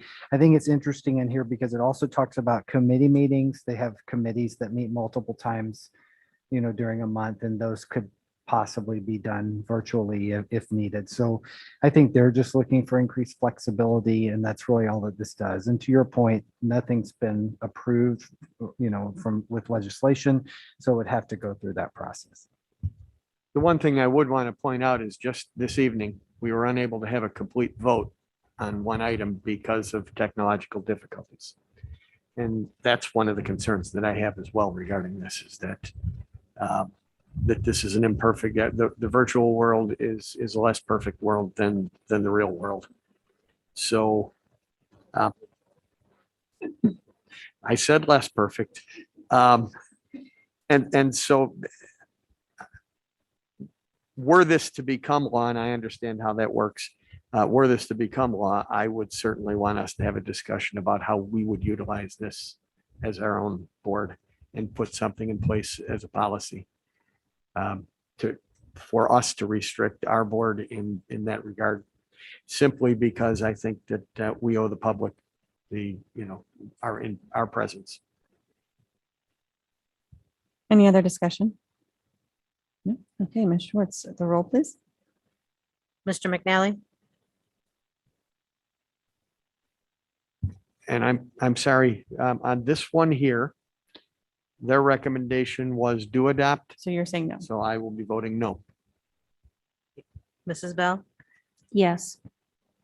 Mrs. Fairgrave, Yes. Mr. Lackner, They're recommending that we do adopt. do adopt. Mhm. No. Mrs. McCabe, Yes. Mrs. Barker, No, 3-3. you're abstaining. This is why there are 7 board members typically as well. No, to Mrs. McCabe, to your point that it's going to sound like we don't do anything, I think this is a perfect example of the fact that we are doing something. We're talking about it, we're agreeing, we're disagreeing on some, we're agreeing on some. I think this is precisely the way all of this is supposed to work. So Okay. Thank you, Mr. McNally. Do I have a motion to approve the IASB recommendation do adopt for resolution number 6, reorganize board from 28 days to 40 days, found on page 12. So moved. Second. Thank you, Mrs. McCabe. This is giving more flexibility in terms of after the election and having the new board be seated. It appears that that is a problem in a number of districts, that they would like to have more time before seating the new board. So they're moving it from 28 days to 40. Dr. Pearson. I can see why districts would want this flexibility. I think the biggest problem is the canvassing of the results can take up to 21 days sometimes. And so sometimes boards don't have enough time to get a special meeting in, and their regular meeting is within a few days after that. We've found ourselves in that situation. At the same time, we've always been able to do it. So from our perspective, either way works. I understand why they want to do it this way. Discussion. Well, I would say that from the perspective of someone who was just newly elected and going through that process, the sooner the better. It was very difficult sitting and watching it go back and forth and back and forth. And while that doesn't always happen, I think the sooner they can be implementing a newly elected official, the better. And getting on the ground immediately was more helpful for me.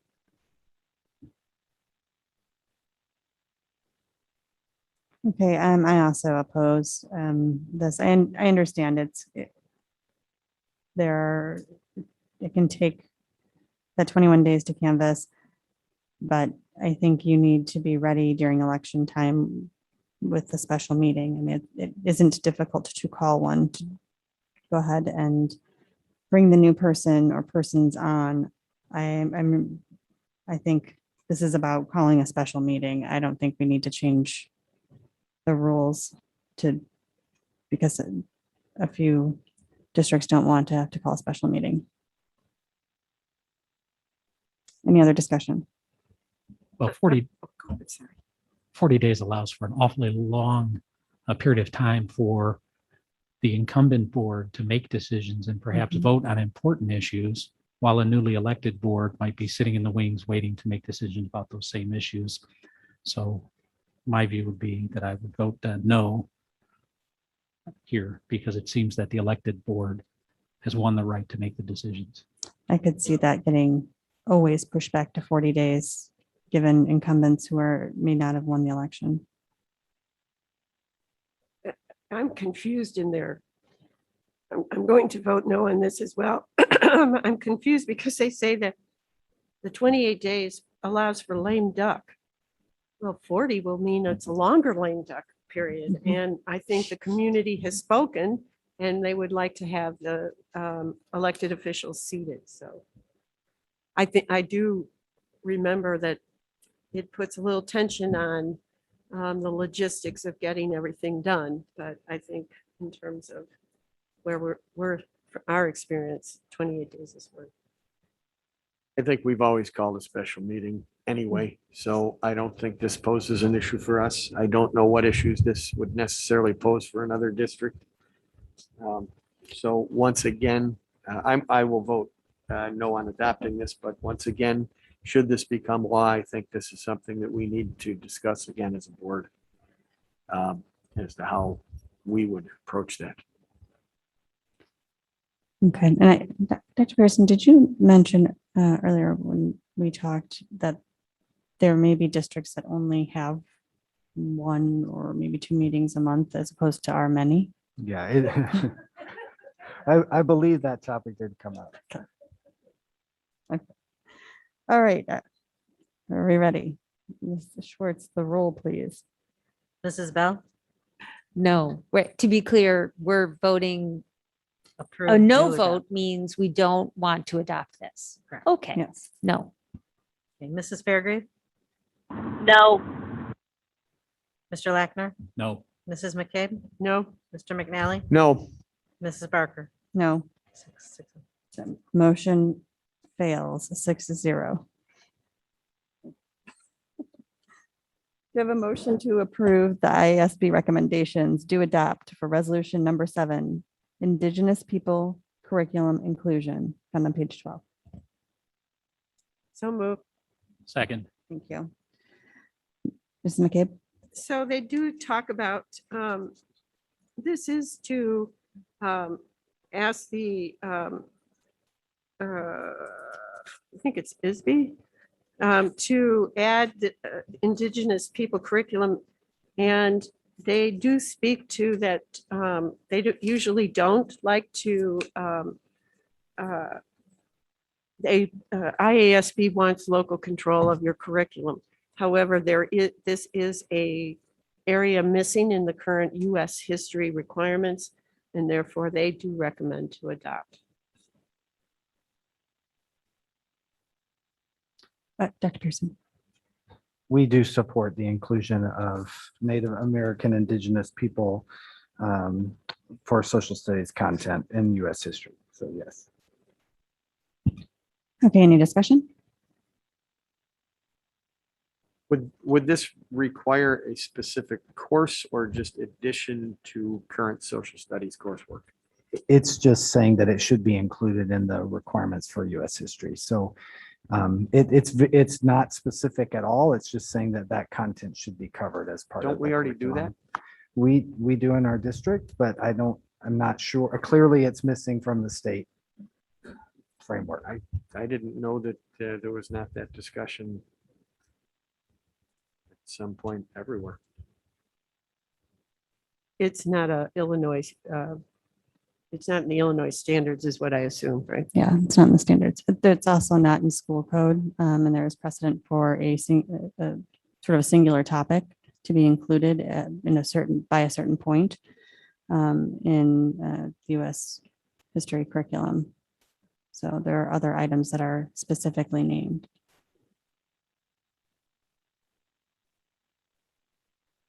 Any other thoughts? Well, I guess aside from that, the issue of local control is something that is always of concern to me. And I kind of view this because, as Mrs. McCabe said, there's an awful lot of support for local control. And this seems to fly in the face of that. I have concern about that. And I'd like to hear if anybody has any other thoughts on the matter. But In the briefing that I went through, they did talk about, this is what we We usually do believe in local control, but because it's not in the standards or it's not part of this is a missing area that the committee felt they needed to adopt.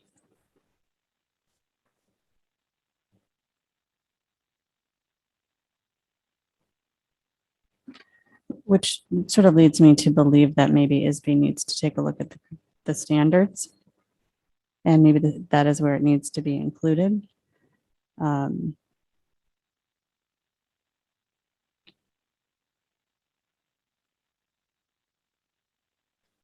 more discussion? No? Okay. Ms. Schwartz, the roll, please. Mrs. Fairgrave, Yes. Mr. Lackner, Yes. Mrs. McCabe, Yes. Mr. McNally, Yes. Mrs. Bell, Yes. Mrs. Barker. Yes. Passes. Motion passes 6-0. Do I have a motion to approve the IASB recommendation, do not adopt for resolution number 8, science of reading curriculum, found on page 13? So moved. Second. Okay, Mrs. McCabe. So this is also, as resolution 1 is about providing teachers with professional development in the science of reading through phonics. The recommendation is to not adopt this because this would impact, this is a local control issue and would impact teachers who are already licensed. The first one was for pre-service teachers. This is for acting teachers. And they do speak about the contrast between the two resolutions. So it is recommending do not adopt. Dr. Pearson. Although we happen to agree with the science of reading in our district, I think this is at a level of policy making that we would not support. We would prefer to have these decisions be made at the local level. And I like the distinction between what was the earlier resolution and this one, where there was expectations for teacher preparation and understanding some of these key areas, as opposed to a mandate for a local curriculum, which is, I think, more problematic. Discussion? No? I will say that I do like the specificity as well. However, I think it does become problematic when we're talking about current, licensed teachers within districts and needing to then possibly make changes for certain districts. Anything else? Just one of the challenges I see with something like this is the particular program may be superseded by better methods in the future. And if we lobby for a law that says this specific program has to be included, then we're stuck with the program until the law changes. And we know Springfield moves more slowly than we'd like in some of these areas. And so for that reason, it's problematic to me. Once again, I'll just toss in about local control. But I really think this is something I really don't want any one school district, and I understand we don't make the law. I understand we're recommending that somebody lobby for a law. I don't believe that any one locality should be able to, in principle, be able to say what another locality does based upon externalities they may not understand. Okay. Discussion closed. Ms. Schwartz, the roll. Mr. Lackner, Yes. Mrs. McCabe, Yes. Mr. McNally, Yes. Mrs. Bell, We're voting yes if we don't want it adopted. Okay, yes. Yes. Mrs. Sorry. Fairgrave, Yes. Mrs. Barker. Yes. Motion passes. Motion passes 6-0. Okay, do I have a motion to approve the IASB recommendation to adopt for resolution number 9, health and sex education curriculum? So moved. Second. Okay, Mrs. McCabe? So just for those, we received a letter today to vote no on this.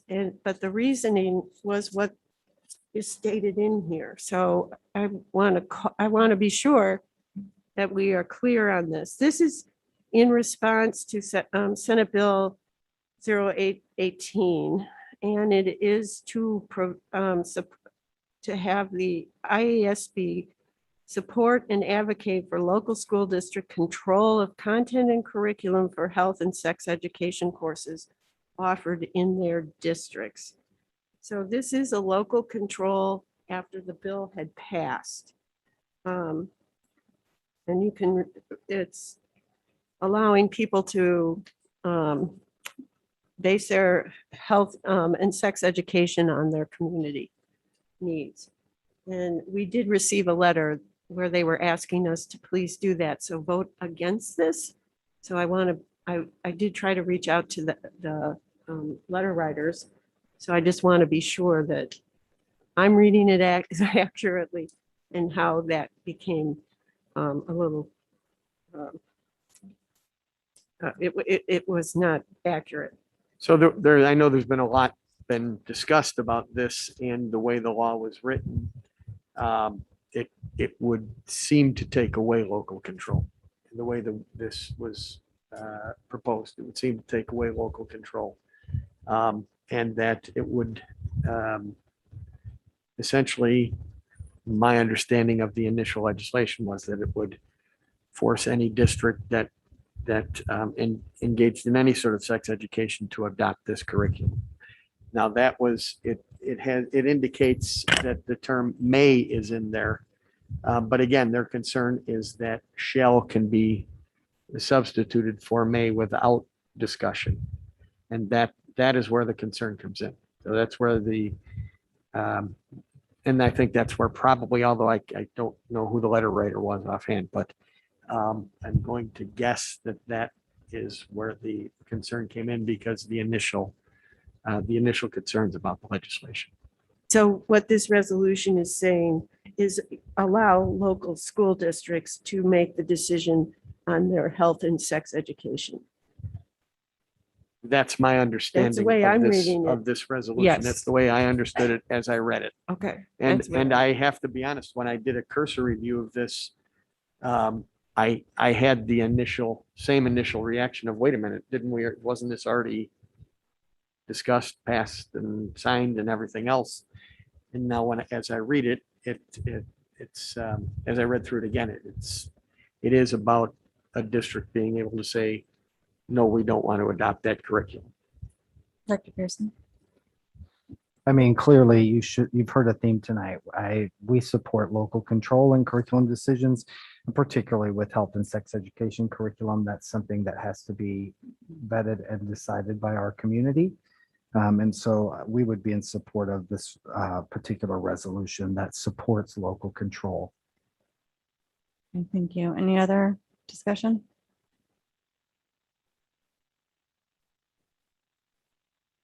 No? Okay. So I really struggled with this one for the reason that typically we would choose our own curriculum to go along with the standards. So what I'm really disappointed with is that ISB did not take these national standards and write our own state standards. And therefore, per the usual, we would choose our own curriculum to meet those state standards, just like we do for math and whatever other topic or subject. So this one just provides me with a lot of frustration that we even need to say this, because this should have been a different process from the start. And I've expressed my concern at the appropriate level, but I just wanted to say that here, that we really should have, as a state, written our own from the national. The national standards there's a lot they expect to be covered, and I don't know that we all have time to cover every single one of those items. So I think there should have been something else done. So I'll add, I think that as I've read through them, and I've read them somewhat extensively, and I had to blush through reading some of them. We not only don't have the time, I don't think we have the desire to cover all of the standards that as they've been presented and as I've seen curriculum written for them. any other topic, or I mean, any other comment, excuse me? well, I think hearing from the teachers today specifically, if we don't go towards local control, then we're just throwing another standard on their back when our community may or may not be in support of that as it is. So I think local control is always the way to go. Okay, anything else? Okay. Ms. Schwartz, the roll, please. Mrs. McCabe, Yes. Mr. McNally, Yes. Mrs. Bell, Yes. Mrs. Fairgrave, Yes. Mr. Lackner, Yes. Mrs. Barker. Yes, Passes. motion passes 6-0. Right. Okay, do I have a motion to approve the IASB recommendation do adopt for resolution number 10, cannabis sales, page 13? So moved. Second. Okay, I'm sorry, Mrs. McKay. So this is about getting tax money from cannabis sales. You can read that the resolutions committee struggled with this vote because assuming that they would be sending the wrong message to students. However, they landed that schools should be getting more money from taxes and that we can support student services with that money. So they do recommend to adopt. Dr. Pearson?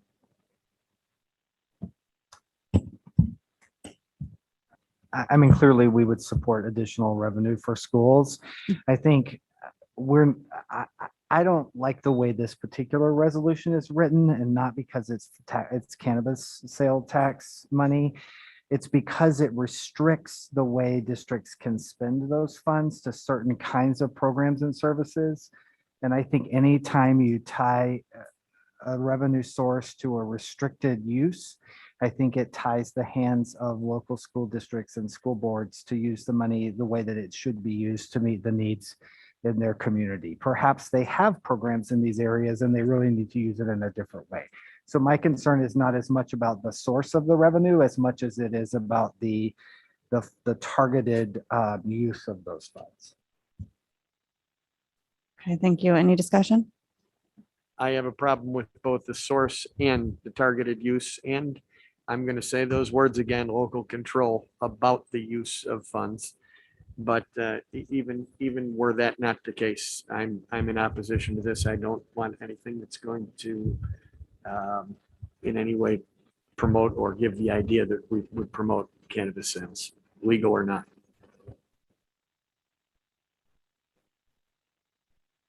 Anything else?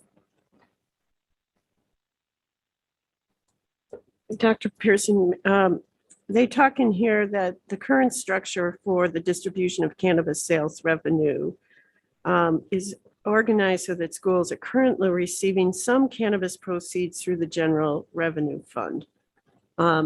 So we are already getting some tax money From the state. from the So, state. And yes. so, and then this resolution just says more, you'll get more money, but you have to do it the way we're telling you. I thought it was sales, state tax. Yes, it's 20% and it's only designated to those specific kinds of programs. And I don't think it should be restricted. I think I could go with Dr. Pearson's thinking on that. I think we could find ways to use the money and have more flexibility. So at this point, I'm voting no against this. Anyone else? Ms. Schwartz, the roll, please. Oh, Mr. Lackner, did you want to speak? Okay, Ms. Schwartz, the roll. Mr. McNally, No. Mrs. Bell,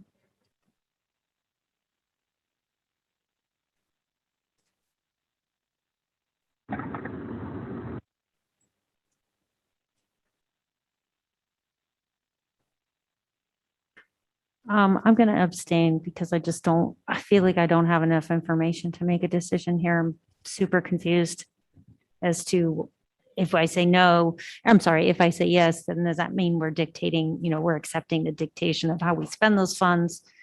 But I'm just really conflicted, so I'm gonna abstain. Mrs. Fairgrave, Yes. Mr. Lackner, No. Mrs. McCabe, No. Mrs. Barker,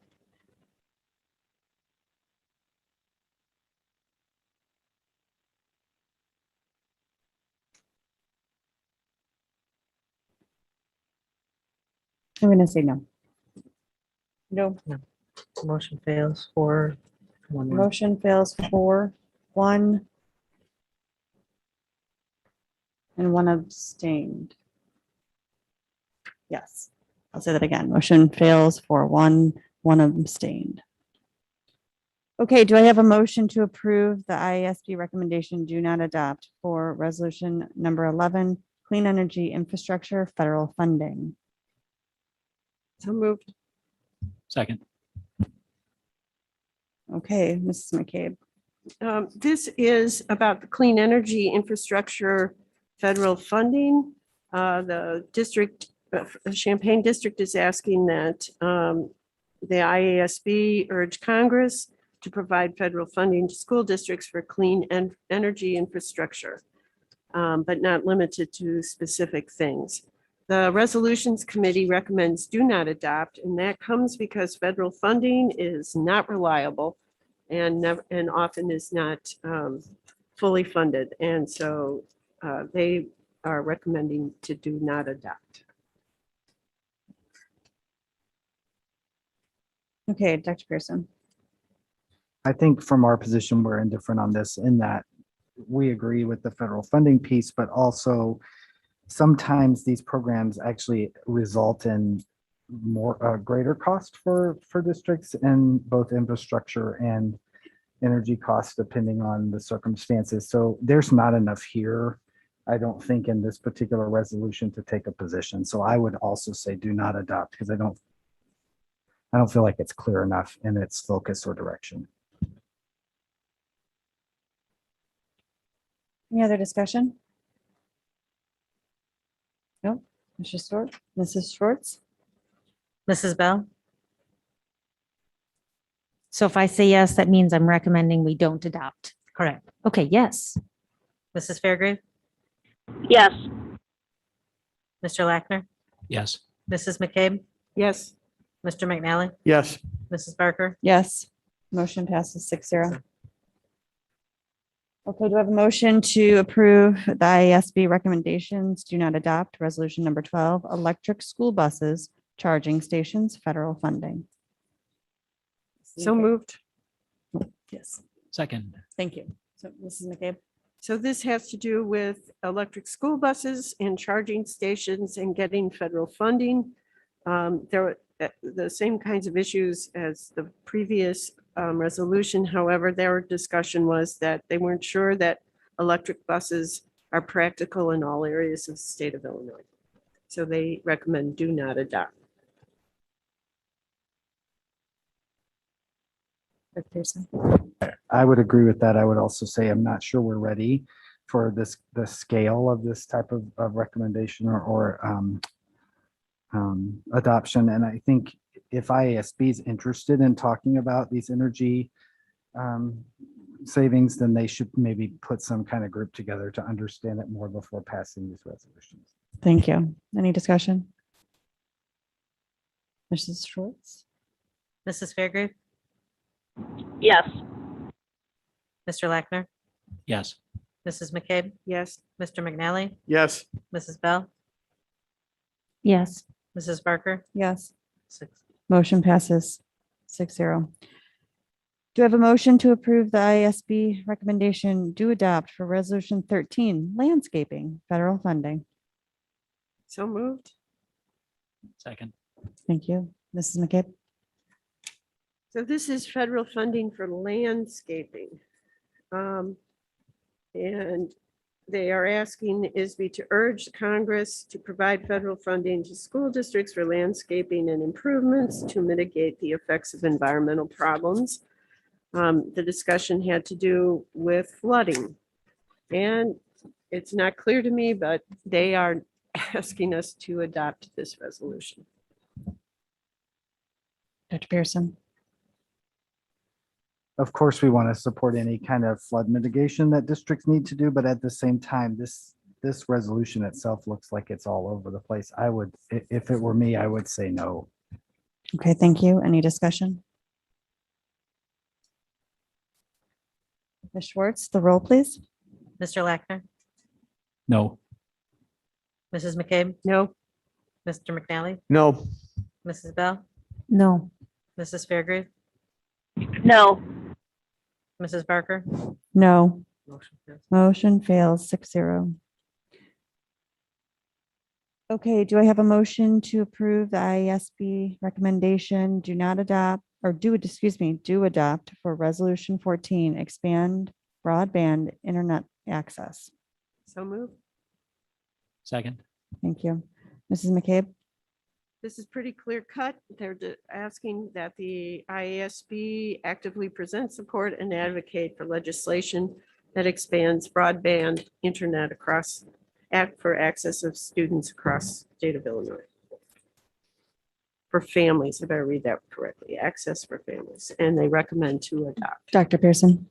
I think we've seen over the last 18 months the importance of technology in student learning, and sometimes students need to have that connectivity at home. So yes, we would certainly support this. Any discussion? Mrs. Schwartz, the roll, please. Mrs. McCabe, Yes. Mr. McNally, Yes. Mrs. Bell, Yes. Mrs. Fairgrave, Yes. Mr. Lackner, Yes. Mrs. Barker, Yes, motion passes 6-0. Do I have a motion to approve the IASB do not adopt for resolution 15, child safe gun storage? So moved. Second. Thank you. Mrs. McCabe? This is coming from Glen Ellen. This is, we've had already discussions about this at our local level and decided to provide information to families regarding safe gun storage laws. This is asking IASB to support and advocate for legislation which strengthens gun storage laws and requiring gun owners to store firearms. The committee, it recommends do not adopt because they feel that it is a step too far and it's not the place of the local school board to determine the actions people take in their homes. Dr. Pearson? Yeah, I appreciate the conversation this board had earlier about this particular issue and making sure that parents have access to information and resources related to safe gun storage at home. I think that that's an important position. At the same time, I would agree that this particular resolution seems to go further than perhaps what we did locally. And so it seems in conflict with what the board decided earlier on this issue. So that would be our perspective. Any discussion? I'll say that I was, I'm in agreement with that. I agree, do not adopt. Again, there are places for these discussions. I don't think that the school board table is the place for this discussion. That's people's homes. When we talk about local control, it doesn't get any more local than your home. I would agree. Oh, I'm sorry. I would agree that when reading about this, I was confused because doesn't make sense to me that a school board should have the ability to make a decision about someone's home and they don't even have a child in the district. So I would support not adopting. I will be supporting it for the rationale that's given here in regards to minors, and it may be a step too far, but in my head, one prevention of a child getting a loaded gun is in all of our community's best interest. So I will be voting to whatever the opposite of what they're saying.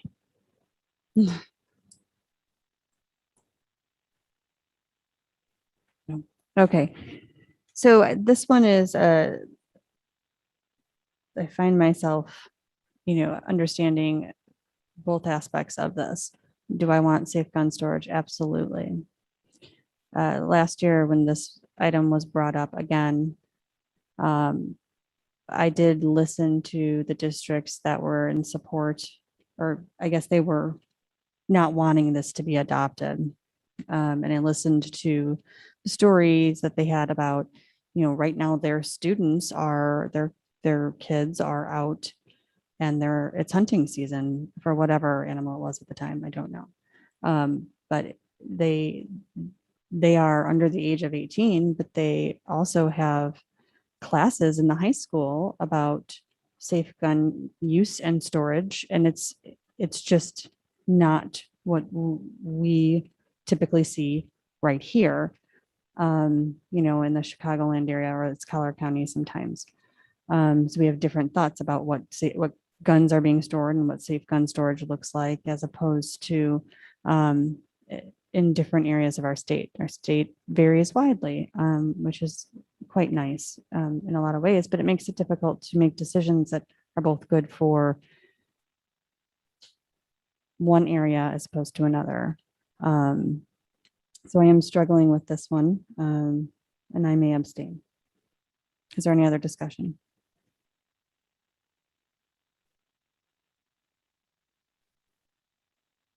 No? Okay, Ms. Schwartz, the roll, please. Mr. McNally, Yes. Mrs. Bell, Yes. Mrs. Fairgrave, No. Mr. Lackner, Yes. Mrs. McCabe, No. Mrs. Barker, I will be abstaining. passes. Motion passes. Motion passes. Yes, I did. I abstained. 3-1. Okay. So I can say that correctly at this time of night. Okay, motion passes to not adopt with 3 yeas, 1 nay, or 2 nays. So 3 yeses, 2 nos, 1 abstain.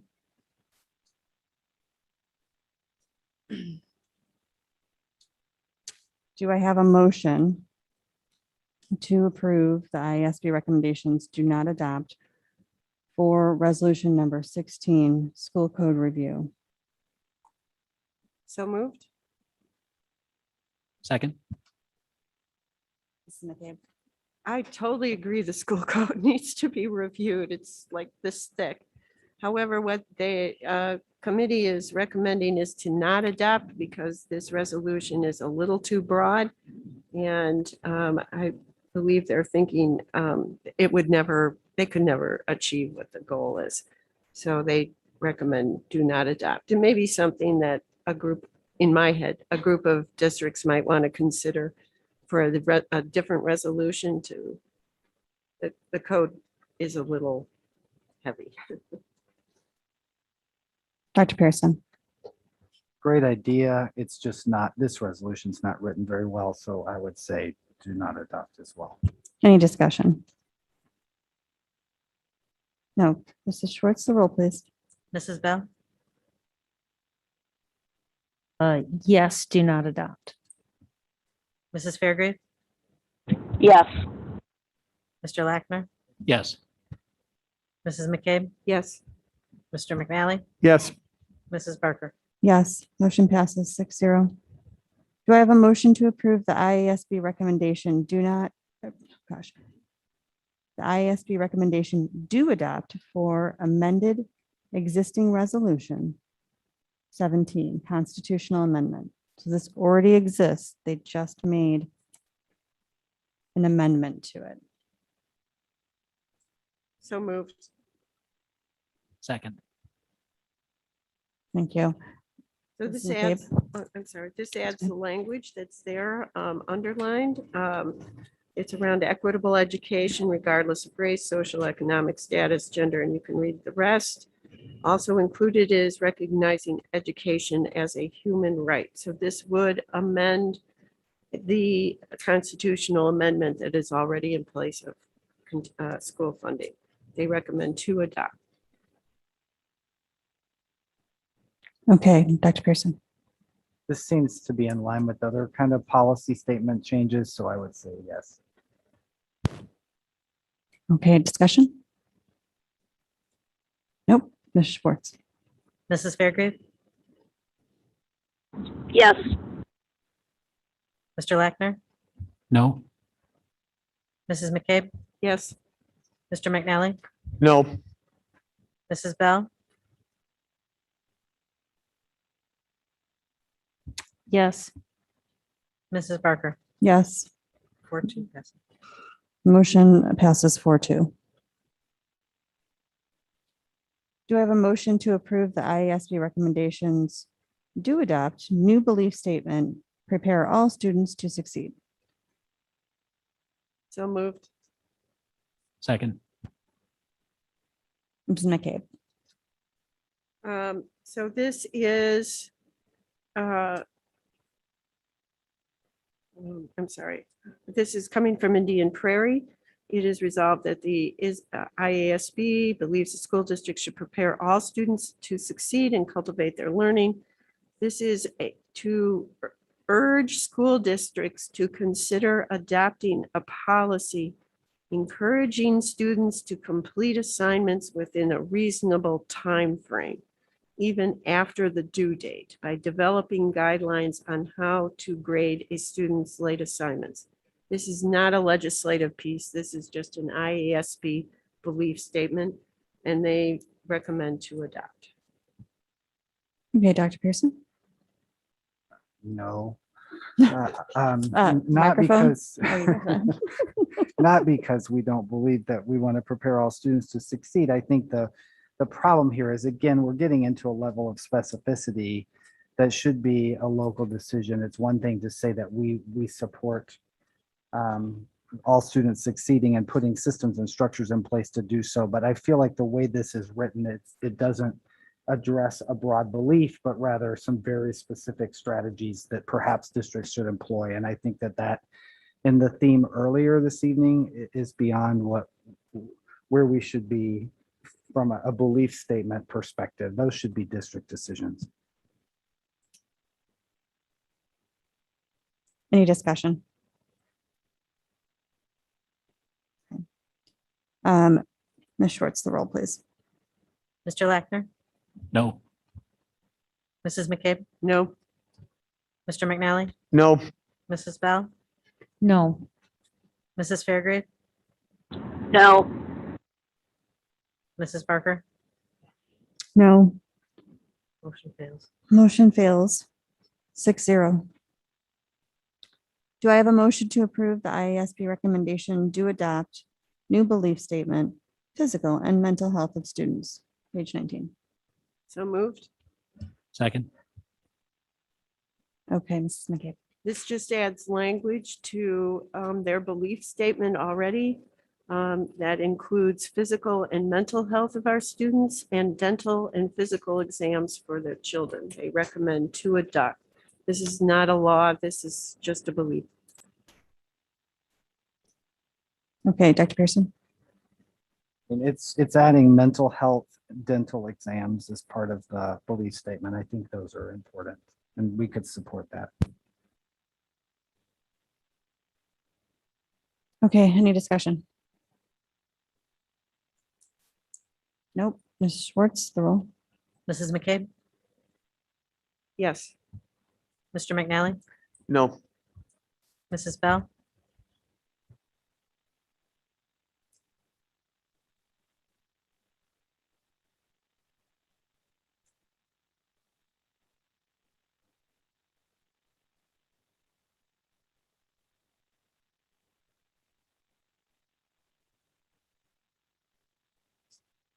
I'm going to abstain. Mrs. Fairgrave, Yes. Mr. Lackner, No. Mrs. Barker, I'm saying yes because it's a belief statement. If it were to become a resolution, I would have to examine that much more for it fully. I said I am saying yes because it's a belief statement as opposed to a resolution, which I would have to examine further of what the implications of that would be. Motion passes. 3 yes, 2 no, 1 abstain.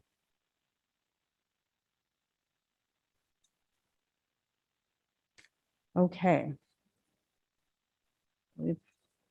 That was our last resolution. And now we are on to our last action item.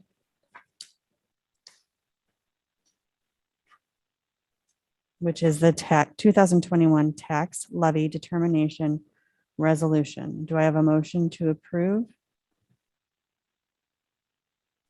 So moved. So moved. Second. Okay. Do we have any discussion? You may recall, I believe we heard the information, correct me if I'm wrong, at the tax, on the tax levy at business services.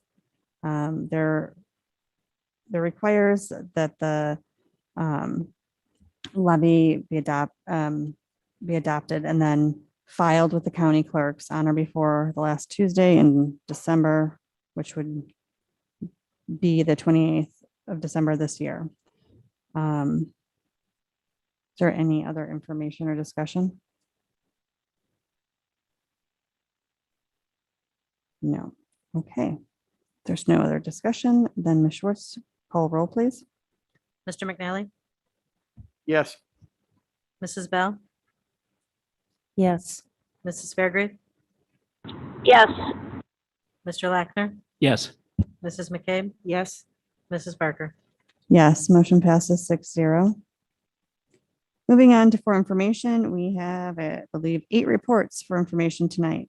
And I would like to call your attention to them. The first one is the CUSD 303, September 30th, 2021 financial report, and then the Mid-Valley, September 30th, 2021 financial report, the COVID-19 financial impact summary, and the Freedom of Information request, as well as district enrollment, and the CUSD 303 near final June 30th, 2021 financial report, the school year, the financial year 2021-22 capital improvement plan, and the post-issuance compliance.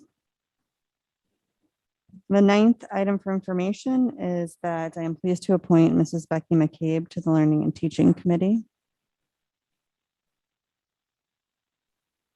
Thank you, Mrs. McCabe. Does anyone have any new business? Like to remind people to always take a look. We give these reports and I feel that our committee reports kind of give really much of an overview, but not, it doesn't really get the feel of the meeting. And I think that it's important people go back and take a look at the committee meetings as they're recorded and understand everything that's in there. So it's just kind of my typical typical advice to the public, I guess I'd say.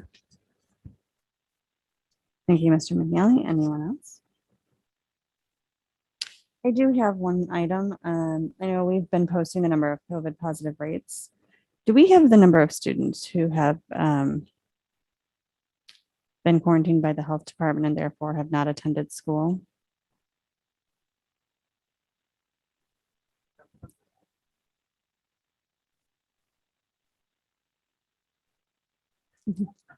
Oh.